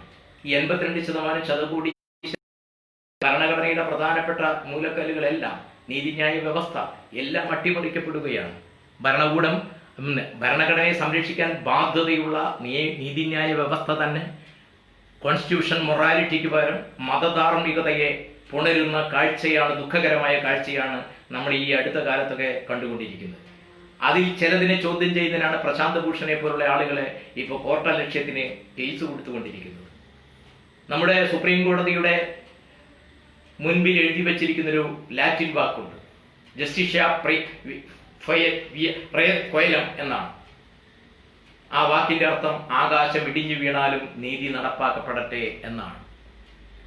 അതിനൊരു കഥയുണ്ട്. ഒരു ഭടനെ ഗയാസ് എന്ന് പറയുന്ന ഒരാൾ വധിച്ചു. ഗയാസ് എന്ന് പറയുന്ന ഒരാളെ ഒരു ഭടൻ വധിച്ചു. ആ ഭടനെ വധശിക്ഷയ്ക്ക് വിധിച്ചു കോടതി. അദ്ദേഹത്തെ തൂക്കിക്കൊല്ലാൻ നിൽക്കുന്ന സമയത്താണ് മരിച്ചുപോയി എന്ന് പറയുന്ന ഗയാസ് തിരിച്ചു വരുന്നത്. ആരാച്ചാർക്ക് സംശയമായി, ഒരു നിരപരാധിയെ ഞാൻ എങ്ങനെ തൂക്കിക്കൊല്ലും? പിന്നീട് അദ്ദേഹത്തിന്റെ ഒക്കെ ഇടപെടലുമായി ബന്ധപ്പെട്ട് വീണ്ടും കോടതിയിലേക്ക് ഈ കേസ് എത്തി. കോടതിയിലേക്ക് കേസ് എത്തി കഴിഞ്ഞപ്പോൾ കോടതി രണ്ടാളെയും കൂടി തൂക്കിക്കൊല്ലാൻ വിധിച്ചു. അങ്ങനെ മൊത്തം 3 ആളെ തൂക്കിക്കൊല്ലാൻ വിധിച്ചു. അത് പറഞ്ഞത് ഈ ഭടനെ മുൻപേ തന്നെ തൂക്കിക്കൊല്ലാൻ വിധിച്ചതാണ്, കേസ് കേട്ടതാണ്, അതുകൊണ്ട് പരിശോധിക്കേണ്ട കാര്യമില്ല. ആരാച്ചാരുടെ ദൗത്യം അദ്ദേഹം നിർവഹിച്ചില്ല, കൃത്യവിലോപം നടത്തിയിരിക്കുകയാണ്. അതുകൊണ്ട് അദ്ദേഹത്തെയും തൂക്കിക്കൊല്ലാൻ വിധിച്ചു.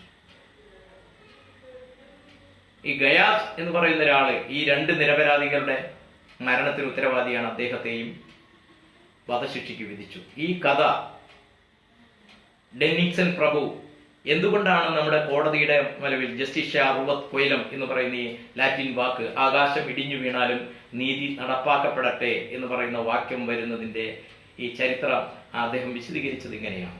പക്ഷെ നമുക്കറിയാം, ആകാശം ഇടിഞ്ഞു വീഴുന്നത് സാധാരണക്കാരുടെ മേലെയാണ്.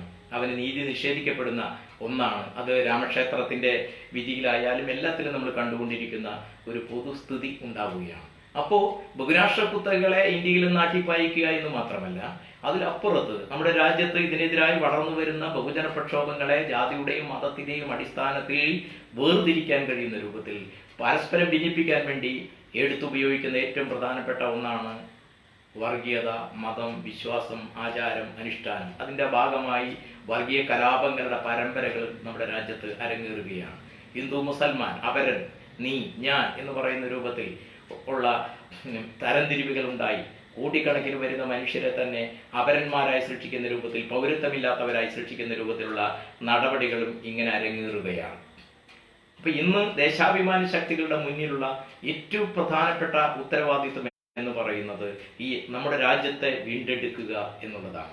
രാജ്യത്തെ വീണ്ടെടുക്കണമെങ്കിൽ നമ്മുടെ രാജ്യത്തിന് വിദേശികൾക്ക് തീരെഴുതി കൊടുത്തിരിക്കുന്ന ഈ ആഭ്യന്തര രംഗത്ത് പ്രവർത്തിക്കുന്ന, അവർക്ക് ഒത്താശ ചെയ്തു കൊടുക്കുന്ന, അവർക്ക് വാതിൽ തുറന്നു കൊടുക്കുന്ന, നമ്മുടെ സമ്പത്ത് മുഴുവൻ കൊള്ള ചെയ്യാൻ അവസരമുണ്ടാക്കി കൊടുക്കുന്ന ഈ ശക്തികൾക്കെതിരായിട്ടുള്ള പോരാട്ടം കൂടി കരുപിടിപ്പിക്കണം. വർഗീയതയും ആഗോളവൽക്കരണ നയങ്ങളും പരസ്പര പൂരകമായാണ് ഇത് പ്രവർത്തിക്കുന്നത്. അതുകൊണ്ട് തന്നെ യോജിച്ച പ്രക്ഷോഭങ്ങളിലൂടെ മാത്രമേ നമുക്ക് ഈ ശക്തികളെ ആട്ടി പുറത്താക്കാൻ കഴിയൂ, നമ്മുടെ രാജ്യത്തെ വീണ്ടെടുക്കാൻ കഴിയൂ. ആ വീണ്ടെടുക്കാൻ കഴിയുന്ന രൂപത്തിൽ നമുക്കറിയാം. അപ്പോൾ ഹിറ്റ്ലർ അധികാരത്തിൽ കയറുമ്പോൾ പറഞ്ഞത് 1000 വർഷത്തെ ഭരണം ഞങ്ങൾ ആരംഭിച്ചിരിക്കുന്നു എന്നാണ്. പക്ഷേ 11 കൊല്ലവും 7 മാസവും മാത്രമേ അദ്ദേഹത്തിന് ഭരിക്കാൻ കഴിഞ്ഞുള്ളൂ. അതിനുശേഷം തൻ്റെ വളർത്തുനായിയും കാമുകിക്കും ഒപ്പം ആത്മഹത്യ ചെയ്ത ഹിറ്റ്ലറുടെ ചരിത്രം നമുക്കറിയാം. മുസോളിനി ഏതാണ്ട് 20 വർഷത്തോളം ഭരിച്ചു. അദ്ദേഹത്തെ പിന്നീട് ജനങ്ങൾ തല്ലിക്കൊല്ലുന്ന കഥയും നമ്മുടെ മുന്നിൽ അറിയാം. അപ്പൊ ഇന്ന് ഫാസിസ്റ്റുകൾ അതിന്റെ തേരോട്ടം നടക്കുന്ന സമയത്ത് ജനങ്ങളുടെ വിശാലമായ ഐക്യം ഊട്ടിയുറപ്പിക്കുന്നതിലൂടെ കൂടി മാത്രമേ നമുക്ക് ഇന്ന് ഈ ദൗത്യം ഏറ്റെടുക്കാൻ കഴിയൂ. തൊഴിലാളികളുടെയും കർഷകരുടെയും പ്രക്ഷോഭങ്ങൾ രാജ്യത്ത് വളർന്നു വരുമ്പോൾ ഇതിനൊരു രാഷ്ട്രീയ ശക്തിയായി എങ്ങനെ പരിവർത്തനപ്പെടുത്താം എന്ന് പറയുന്ന ഗൗരവമായൊരു ചോദ്യം നമ്മുടെ മുന്നിലുണ്ട്. ആ ചോദ്യത്തിന് നമ്മൾ ഉത്തരം കണ്ടെത്തുക എന്നുള്ളതാണ് ദേശാഭിമാനി ശക്തികളുടെ മുന്നിലുള്ള ഏറ്റവും വലിയ വെല്ലുവിളി. ആ വെല്ലുവിളിക്ക് നാം ഉത്തരം കണ്ടെത്തിയേ മതിയാവും. സ്പെയിനിൽ ആഭ്യന്തര കലാപം നടക്കുന്ന സമയത്ത് ടാഗോറിന്റെ പ്രസിദ്ധമായ ഒരു പ്രസ്താവനയുണ്ട്. മനുഷ്യത്വത്തെ കാടത്തത്തിന്റെ ദംശങ്ങളിൽ അമരാൻ അനുവദിച്ചുകൂടാ. നമ്മുടെ രാജ്യത്തും നമ്മൾ അങ്ങനെ തന്നെയാണ് പറയേണ്ടത്. ഇന്ത്യയുടെ മഹത്തായ പൈതൃകത്തെക്കുറിച്ചൊക്കെ പറഞ്ഞ് ബ്രാഹ്മണിക്കൽ മിത്തോളജിയിലേക്ക് ഈ രാജ്യത്തെ നയിച്ച് കൊണ്ടുപോകുന്ന ഒരു സ്ഥിതി ഉണ്ടാകുമ്പോൾ, രാജ്യത്തിന്റെ പൈതൃകം എന്ന് പറഞ്ഞാൽ ഒന്നിച്ച് ജനങ്ങൾ മതത്തിന്റെയും ജാതിയുടെയും വേലിക്കെട്ടുകളില്ലാതെ ഒരുമയോടുകൂടി നിന്ന് പോരാടിയതിന്റെ അനുഭവത്തിൽ നിന്നാണ് ഇന്ത്യക്ക് സ്വാതന്ത്ര്യം കിട്ടിയത് എന്ന് പറയുന്ന ചരിത്ര യാഥാർത്ഥ്യം നാം മനസ്സിലാക്കണം.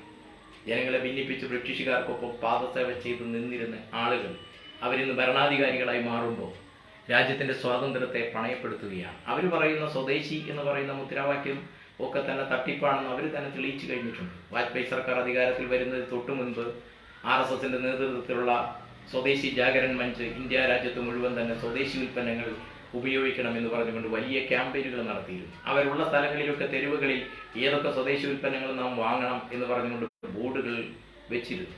ആ ബോർഡുകളൊക്കെ കഴിഞ്ഞു. വാജ്പേയി സർക്കാർ അധികാരത്തിൽ വന്ന് അധികം കഴിയുന്നതിന് മുൻപ് അന്നത്തെ ധനകാര്യമന്ത്രി യശ്വന്ത് സിൻഹ വാഷിംഗ്ടണിലേക്ക് പറഞ്ഞു. ന്യൂയോർക്കിലെത്തി ഹാർവാർഡ് ക്ലബ്ബ് എന്ന് പറയുന്ന അമേരിക്കൻ കുത്തകകളുടെ 350ഓളം കുത്തകളുടെ മുന്നിൽ വന്നുകൊണ്ട് ഞങ്ങൾ പറയുന്ന സ്വദേശി it is A state of mind, അതൊരു മനോനിലയാണ്, അത് ഗ്ലോബലൈസേഷന് എതിരല്ല, അതിനനുകൂലകമായാണ് ഞങ്ങൾ പ്രവർത്തിക്കുന്നത് എന്ന് അമേരിക്കയിൽ ചെന്ന് അമേരിക്കൻ കുത്തകൾക്ക് പുറത്തു വന്ന ഒരു ചരിത്രവും നമ്മുടെ മുന്നിലുണ്ട്. അപ്പൊ ഇത്തരം ഒരു സാഹചര്യം ഉള്ളത് കൊണ്ട് തന്നെ ഈ സാമ്രാജ്യത്വ ഫിനാൻസ് മൂലധനത്തിന്റെ ഇപ്പോൾ വിസയും അതുപോലെ തന്നെ പാസ്പോർട്ടും ഒന്നുമില്ലാതെ ലോകത്ത് എവിടെയും സഞ്ചരിക്കാൻ കഴിയുന്ന ഒന്ന് ഫിനാൻസ് മൂലധനമാണ്. ആ ഫിനാൻസ് മൂലധനം ലോകത്ത് മുഴുവൻ, ഇന്ത്യ രാജ്യത്ത് മുഴുവൻ ഇങ്ങനെ എവിടെയും അതിന് സഞ്ചരിക്കാനുള്ള അവസരം കൊടുക്കുന്നത് വികസനം എന്ന് പറയുന്ന ഒരു കെട്ടുകഥയുണ്ടാക്കി, ആ വികസനം എന്ന കെട്ടുകഥയുണ്ടാക്കുകയും അതിനൊരു ശത്രുവിനെ കണ്ടെത്തണം, അത് സബ്സിഡി പോലുള്ള അതാണ് കെട്ടുകഥയുണ്ടാക്കി ആ ശത്രുവിനെ വെച്ചുകൊണ്ട് ഫിനാൻസ് മൂലധനത്തിന്റെ എല്ലാ മൂലധനത്തിന്റെ വായിലേക്ക് എറിഞ്ഞു കൊടുക്കുന്ന രൂപത്തിലേക്ക് വരികയും അതിനെതിർത്ത് രാജ്യദ്രോഹികളായി ചിത്രീകരിക്കുന്ന രൂപത്തിലേക്കുള്ള ഒരു നടപടികൾ അരങ്ങേറുന്ന സമയത്താണ് പെട്രോളിയം മേഖലയുടെ വില നിർണ്ണയിക്കാനുള്ള അധികാരം എടുത്തു കളഞ്ഞു കഴിഞ്ഞപ്പോൾ ഓരോ ദിവസവും 10-21 ദിവസം തുടർച്ചയായി പെട്രോളിയം ഉൽപ്പന്നങ്ങളുടെ വില വർദ്ധിച്ചെന്ന് നമ്മൾ കണ്ടു. ഡീസലിന്റെ വില നിർണ്ണയിക്കാനുള്ള അധികാരം UPA സർക്കാർ കൊടുത്തു പെട്രോളിന്റെ. അത് കഴിഞ്ഞപ്പോൾ ഡീസലിന്റെ വില നിർണ്ണയിക്കാനുള്ള അധികാരം മോഡി സർക്കാർ കൊടുത്തു. അത് കഴിഞ്ഞപ്പോൾ എന്തായിരിക്കും, അങ്ങോട്ടും ഇങ്ങോട്ടും പോയി വരുമ്പോഴും 21 ദിവസത്തോളം തുടർച്ചയായി. ഇതെങ്ങനെ നമ്മൾ നിയന്ത്രിക്കും? ഓയിൽ ഷോക്ക് 1970 ഓയിൽ ഷോക്ക് എന്ന് പറയുന്ന ഏറ്റവും വലിയ വിലക്കയറ്റം ഉണ്ടായ സമയത്ത് OPEC രാഷ്ട്രങ്ങൾ അത് രൂപീകരിക്കുകയും ഓയിലിന്റെ വില നിർണ്ണയിക്കുന്ന അധികാരം ഉണ്ടായി കഴിഞ്ഞപ്പോൾ വലിയ തോതിലുള്ള പ്രതിസന്ധി ലോകത്ത് മുഴുവൻ ഉടലെടുത്തു.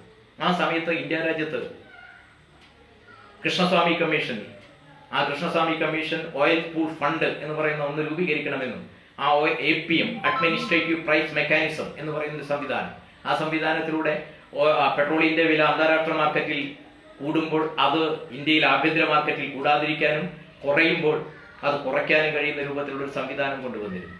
ആ കൃഷ്ണസ്വാമി കമ്മീഷന്റെ നിർദ്ദേശങ്ങൾ തള്ളിക്കളഞ്ഞു. APM എന്ന് പറയുന്ന സംവിധാനം എടുത്തു കളഞ്ഞു. അന്താരാഷ്ട്ര മാർക്കറ്റിൽ അന്താരാഷ്ട്ര മാർക്കറ്റിൽ വില കൂടുമ്പോൾ ഇവിടെ കൂടുകയും കുറയുമ്പോൾ കുറയും എന്ന് പറഞ്ഞു. ഒന്നും ഉണ്ടായില്ല. ഇതെങ്ങനെയാണ് നമ്മൾ നിയന്ത്രിക്കാൻ പോകുന്നത്? ഈ മേഖലയെ ദേശസാൽക്കരിക്കുകയല്ല, ആ മുദ്രാവാക്യം ഉയരാതെ എങ്ങനെയാണ് നമുക്ക് മുന്നോട്ട് പോകാൻ കഴിയുക?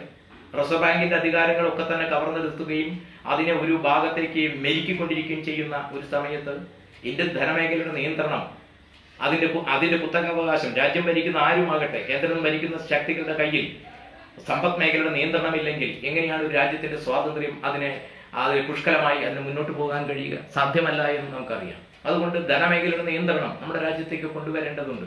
ഇൻഷുറൻസും ബാങ്കിങ് പോലുള്ള സംവിധാനങ്ങൾ വിദേശ കുത്തകൾക്ക് ഇഷ്ടം പോലെ കൊള്ളയടിക്കാനുള്ള അവസരമാക്കി കൊടുക്കുന്നത് ശരിയായൊരു നടപടിയല്ല. ഈ മേഖലയിൽ എങ്ങനെയാണ് സർക്കാർ നിയന്ത്രണം കൊണ്ടുവരിക?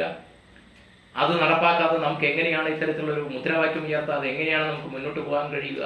അപ്പോൾ ഒരിക്കൽ കൂടി ഇത്തരത്തിലുള്ള ഗൗരവമുള്ള മുദ്രാവാക്യങ്ങൾ ഉയർത്തിക്കൊണ്ട് മാത്രമേ നമുക്ക് ബഹുരാഷ്ട്ര കുത്തകൾക്കെതിരായ മുന്നേ അല്ലെങ്കിൽ അത്തരത്തിലുള്ള പ്രക്ഷോഭങ്ങളുമായി നമുക്ക് മുന്നേറാൻ പോകും. അങ്ങനെ മുന്നേറുന്ന സമയത്ത് നീ ക്രിസ്ത്യാനി, നീ മുസൽമാൻ, നീ പാഴ്സി എന്നിങ്ങനെ മതത്തിന്റെയും ദൈവത്തിന്റെയും ജാതിയുടെയും പേരിൽ ജനങ്ങളെ ഭിന്നിപ്പിക്കാൻ വരുന്ന കുതന്ത്രങ്ങൾ അരങ്ങേറുമ്പോൾ ഇത് തമ്മിലുള്ള പരസ്പര ബന്ധം മനസ്സിലാക്കിക്കൊണ്ട് തന്നെ ആ പോരാട്ടത്തെയും അല്ലെങ്കിൽ അത് മനസ്സിലാക്കിക്കൊണ്ടുള്ള പോരാട്ടം കരിപ്പിടിപ്പിക്കേണ്ട ഉത്തരവാദിത്വവും ദേശാഭിമാന ശക്തികളുടെ കൈകളിൽ തന്നെയാണ്. ഈ ക്വിറ്റ് ഇന്ത്യ ദിനത്തിൽ നമ്മളെ സംബന്ധിച്ചിടത്തോളം, രാജ്യത്തെ സംബന്ധിച്ചിടത്തോളം നമ്മുടെ മുന്നിൽ വരുന്ന ഏറ്റവും പ്രധാനപ്പെട്ട ഉത്തരവാദിത്വം രാജ്യത്തിന്റെ സ്വാതന്ത്ര്യം വീണ്ടെടുക്കുക എന്നുള്ളതാണ്. പോരാടി അറിയുന്നവരും അറിയപ്പെടാത്തവരുമായി എത്രയോ രക്തസാക്ഷികളുടെ ഒരു വലിയ പരമ്പരയാണ് നമുക്ക് സ്വാതന്ത്ര്യം നേടിത്തന്നത്. അവരുടെ സ്വപ്നങ്ങൾ മുഴുവൻ വിഫലമാക്കപ്പെടാൻ നാം ഒരിക്കലും അനുവദിച്ചുകൂടാ. അതുകൊണ്ട് തന്നെ ആ രണോജ്വലമായ പോരാട്ടങ്ങളുടെ പൈതൃകങ്ങൾ ഉയർത്തിപ്പിടിച്ചുകൊണ്ട്, നെഞ്ചിലേറ്റിക്കൊണ്ട് ദേശാഭിമാനികളുടെ സ്വപ്നം ചവിട്ടിമെതിക്കാൻ അനുവദിക്കുകയില്ല എന്നും പ്രതിജ്ഞ എടുത്തുകൊണ്ട് മുന്നോട്ട് മാർച്ച് ചെയ്യേണ്ട ഒരു സമയമാണ്. ഈ ഇന്ത്യയുടെ പോരാട്ടത്തിന് വേണ്ടി രക്തം ചിന്തിയ മുഴുവൻ രക്തസാക്ഷികൾക്കും ആദരാഞ്ജലികൾ അർപ്പിച്ചുകൊണ്ട് ഈ പോരാട്ടം നാം വിജയിക്കുക തന്നെ ചെയ്യും. നാം മുന്നോട്ട് പോകും. ഷെല്ലി പറഞ്ഞതുപോലെ we are many, they are few. ഷെല്ലിയുടെ വളരെ പ്രസിദ്ധമായ ഒരു വാക്യമാണ് they are few, we are many. ആ വി ആർ മെനി എന്ന് പറയുന്ന നാം അധികമാണ്, അവർ കുറച്ചാണ്. ആ അധികമായിരിക്കുന്ന ഒന്നിനെ നാം മാറ്റിയെടുക്കേണ്ടതും. ജനാധിപത്യം എന്ന് പറയുന്ന ഒരു സംവിധാനം സ്വാഭാവികമായി എല്ലാ രാജ്യത്തെയും ഫാസിസ്റ്റുകൾ ജനാധിപത്യ സംവിധാനത്തെ പൂർണ്ണമായി അട്ടിമറിച്ചുകൊണ്ടല്ല, ഓരോ രാജ്യത്തിന്റെയും സവിശേഷതയനുസരിച്ച് ഇന്ത്യൻ പാർലമെന്റ് നിലനിൽക്കുന്നതാണ് ഇന്ന് അവർക്ക് അവരുടെ അധികാരം അരക്കിട്ടുറപ്പിക്കുന്നതിന് സഹായമെങ്കിൽ അവരത് ചെയ്യും. കണ്ടുകൊണ്ടിരിക്കുന്നത് പാർലമെന്റ് നടപടിക്രമങ്ങൾ വേണ്ട, കോടതിയെ ഒരു പ്രത്യേക പരുവത്തിലാക്കി. അശോക് ലവേസ എന്ന് പറയുന്ന തെരഞ്ഞെടുപ്പ് കമ്മീഷന്റെ ആൾക്ക് ഇപ്പോൾ അവിടെ നിന്ന് വിട്ടുപോകേണ്ടി വരുന്നു. കാരണം 2019 തെരഞ്ഞെടുപ്പിൽ മോഡിക്കും സംഘത്തിനും ക്ലീൻ ചിറ്റ് കൊടുക്കാതിരിക്കുന്ന അടുത്ത മുഖ്യ തെരഞ്ഞെടുപ്പ് കമ്മീഷന്റെ ആളായി മാറേണ്ട ആളാണ് അശോക് ലവേസ. അദ്ദേഹം ഇപ്പൊ ADBയുടെ ഉദ്യോഗസ്ഥനായി മാറാൻ പോവുകയാണ്. ആ സ്ഥാനത്തേക്ക് വരാൻ കഴിയുന്നില്ല. ഇന്ത്യയിലെ എല്ലാ തരത്തിലുള്ള ഭരണകൂട സ്ഥാപനങ്ങളെയും അട്ടിമറിച്ച് ഫിനാൻസ് മൂലധനത്തിന്റെയും മതരാഷ്ട്രം കെട്ടിപ്പടുക്കുക എന്ന് പറയുന്ന ഒരു പദ്ധതിയിലേക്ക് മുന്നോട്ട് പോവുകയാണ്. ആ മതരാഷ്ട്രം കെട്ടിപ്പടുക്കുമ്പോൾ നമുക്കറിയാം, നമ്മുടെ തൊട്ടടുത്ത് 2 രാഷ്ട്രങ്ങളാണ് മതരാഷ്ട്രത്തിന്റെ പ്രധാനപ്പെട്ട അല്ലെങ്കിൽ ഉദാഹരണമായി നിലനിൽക്കുന്നത്. ഒന്ന് ഇസ്രായേലാണ്, മറ്റൊന്ന് നമ്മുടെ പാകിസ്ഥാനാണ്. ആ പാകിസ്ഥാൻ മതരാഷ്ട്രമായി കഴിഞ്ഞപ്പോൾ എന്താണ് സംഭവിച്ചെന്നറിയാം. ജിന്ന ഷിയ മുസ്ലിമാണ്. ആ ഷിയ മുസ്ലിം ആയ ജിന്നയെ ആളുകൾ ഇപ്പൊ അവിടെ വേട്ടയാടിക്കൊണ്ടിരിക്കുകയാണ്. അവരുടെ രാഷ്ട്രപിതാവാണ്. രാഷ്ട്രം നിർമ്മിച്ചു കൊടുത്ത ആളുകളുടെ അനുയായികൾക്ക് പോലും അവിടെ രക്ഷയില്ലാതിരിക്കുകയാണ്. നമ്മുടെ രാജ്യത്ത് ഹിന്ദു രാഷ്ട്രത്തെ കുറിച്ചാണ് പറയുന്നത്. ഈ ഹിന്ദു രാഷ്ട്രം എന്ന് പറയുമ്പോൾ ഇവിടുത്തെ ഹിന്ദു ആരാണ് എന്ന് ചിന്തിച്ചു കഴിഞ്ഞാൽ നമുക്ക് മനസ്സിലാവും. സ്വാഭാവികമായി ചാതുർവർണ്ണത്തിൽ അടിപ്പെട്ട് കഴിഞ്ഞിരുന്ന മനുസ്മൃതിയിൽ അധിഷ്ഠിതമായിരുന്ന ഒരു സാമൂഹ്യ ക്രമമായിരുന്നു നമ്മുടെ രാജ്യത്ത് മുഴുവൻ നിലനിന്നിരുന്നത്. സാധാരണ ആളുകൾക്ക് യാതൊരു വിധത്തിലുള്ള മനുഷ്യാവകാശങ്ങളുമില്ലാതെ നൂറ്റാണ്ടുകളായി അടിച്ചമർത്തപ്പെട്ട് കിടന്നിരുന്നൊരു ജനത, അതിന് കിട്ടിയിരുന്ന അവകാശങ്ങൾ ഓരോന്നായി കവർന്നെടുക്കണമെന്ന് പറയുന്ന രാഷ്ട്രീയ നിലപാടുള്ളവർ ഇവരൊക്കെ വരികയാണ്. അപ്പൊ ഇത് വരുമ്പോൾ ഇത് ഏതെങ്കിലും ന്യൂനപക്ഷങ്ങൾക്കെതിരായി മാത്രമുള്ള ഒരു കാര്യമല്ല. മഹാഭൂരിപക്ഷം വരുന്ന ഹിന്ദു വിഭാഗം എന്ന് പറയുന്ന ആ വിഭാഗത്തിൽപ്പെട്ട മഹാഭൂരിപക്ഷം വരുന്ന ദളിത് പിന്നോക്ക ജനവിഭാഗങ്ങൾക്ക് വീണ്ടും പഴയ പാരതന്ത്ര്യത്തിലേക്ക് പോകേണ്ടി വരുന്ന ദുരവസ്ഥ കൂടി നമ്മുടെ രാജ്യത്ത് നിലനിൽക്കും എന്നുള്ളത് കൊണ്ട് തന്നെ രാജ്യത്തിന്റെ പാരമ്പര്യം എന്ന് പറഞ്ഞുകൊണ്ട് ഗുരുകുല വിദ്യാഭ്യാസത്തിലേക്കും പർണശാല വിദ്യാഭ്യാസത്തിലേക്കും കുഞ്ഞുമക്കളെ പോലും തിരിച്ചുവിടാൻ വേണ്ടിയുള്ള ആസൂത്രിതമായ നീക്കം നടക്കുന്ന സമയത്ത് ഈ രാജ്യത്തിന്റെ സ്വാതന്ത്ര്യം വീണ്ടെടുക്കുക എന്നുള്ളത് ഓരോ ദേശാഭിമാനികളുടെയും ഉത്തരവാദിത്തമാണ് എന്ന് മനസ്സിലാക്കിക്കൊണ്ടുള്ള പദ്ധതികൾ ആവിഷ്കരിക്കാനും മനസ്സിൽ കുറിക്കാനും പോരാട്ടം കരുപിടിപ്പിക്കാനും കഴിയണം. കവി സച്ചിദാനന്ദൻ പറഞ്ഞതുപോലെ കല്ലുകൾ പോരാ കൊല്ലാനും നട്ടല്ലാൽ പണിയുക ഘടകങ്ങൾ എന്ന് സച്ചിദാനന്ദൻ ഒരു കവിതയിൽ പറയുന്നുണ്ട്. നട്ടല്ലാൽ പണിയുക ഘടകങ്ങൾ എന്ന് പറയുന്ന ആ മുദ്രാവാക്യങ്ങൾ ഏറ്റെടുക്കാൻ കഴിയുന്ന ചങ്കൂറ്റമുള്ളൊരു തലമുറ ചരിത്രത്തിൽ മുന്നോട്ട് പോയേ മതിയാവൂ. ഫാസിസ്റ്റുകൾ എത്ര അവരുടെ ഭരണം ഞങ്ങളിതാ കൈപിടിച്ചിരിക്കുന്നു എന്ന് പറഞ്ഞ് ആർത്തട്ടഹസിച്ചാൽ പോലും ഈ രാജ്യത്ത് സ്വാതന്ത്ര്യമോഹികളായ മനുഷ്യരുണ്ട് എന്നും അത് നേടിയെടുക്കുക ചെയ്യുമെന്ന് പറയുന്ന ശുഭാപ്തി വിശ്വാസത്തോടു കൂടിയാണ് ഭഗത് സിംഗും സൂര്യസെന്നും ചന്ദ്രശേഖർ ആസാദും പ്രീതിലതയും അപ്പുവും അബൂബക്കറും ജിരുകണ്ഠനും അടക്കമുള്ള എത്രയോ ആളുകൾ പോരാടി നേടിയ ആ ഊർജ്ജം ആവാഹിച്ചുകൊണ്ട് ഈ ക്വിറ്റ് ഇന്ത്യ ദിനത്തിൽ സ്വാതന്ത്ര്യത്തിനു വേണ്ടി സമരം ചെയ്ത പോരാളികളെ ഒരിക്കൽ കൂടി നമസ്കരിച്ചുകൊണ്ട് ഒരിക്കൽ കൂടി അവർക്ക് ആദരാഞ്ജലികൾ അർപ്പിച്ചുകൊണ്ട് അഭിവാദ്യം ചെയ്യുന്നു. നമസ്കാരം.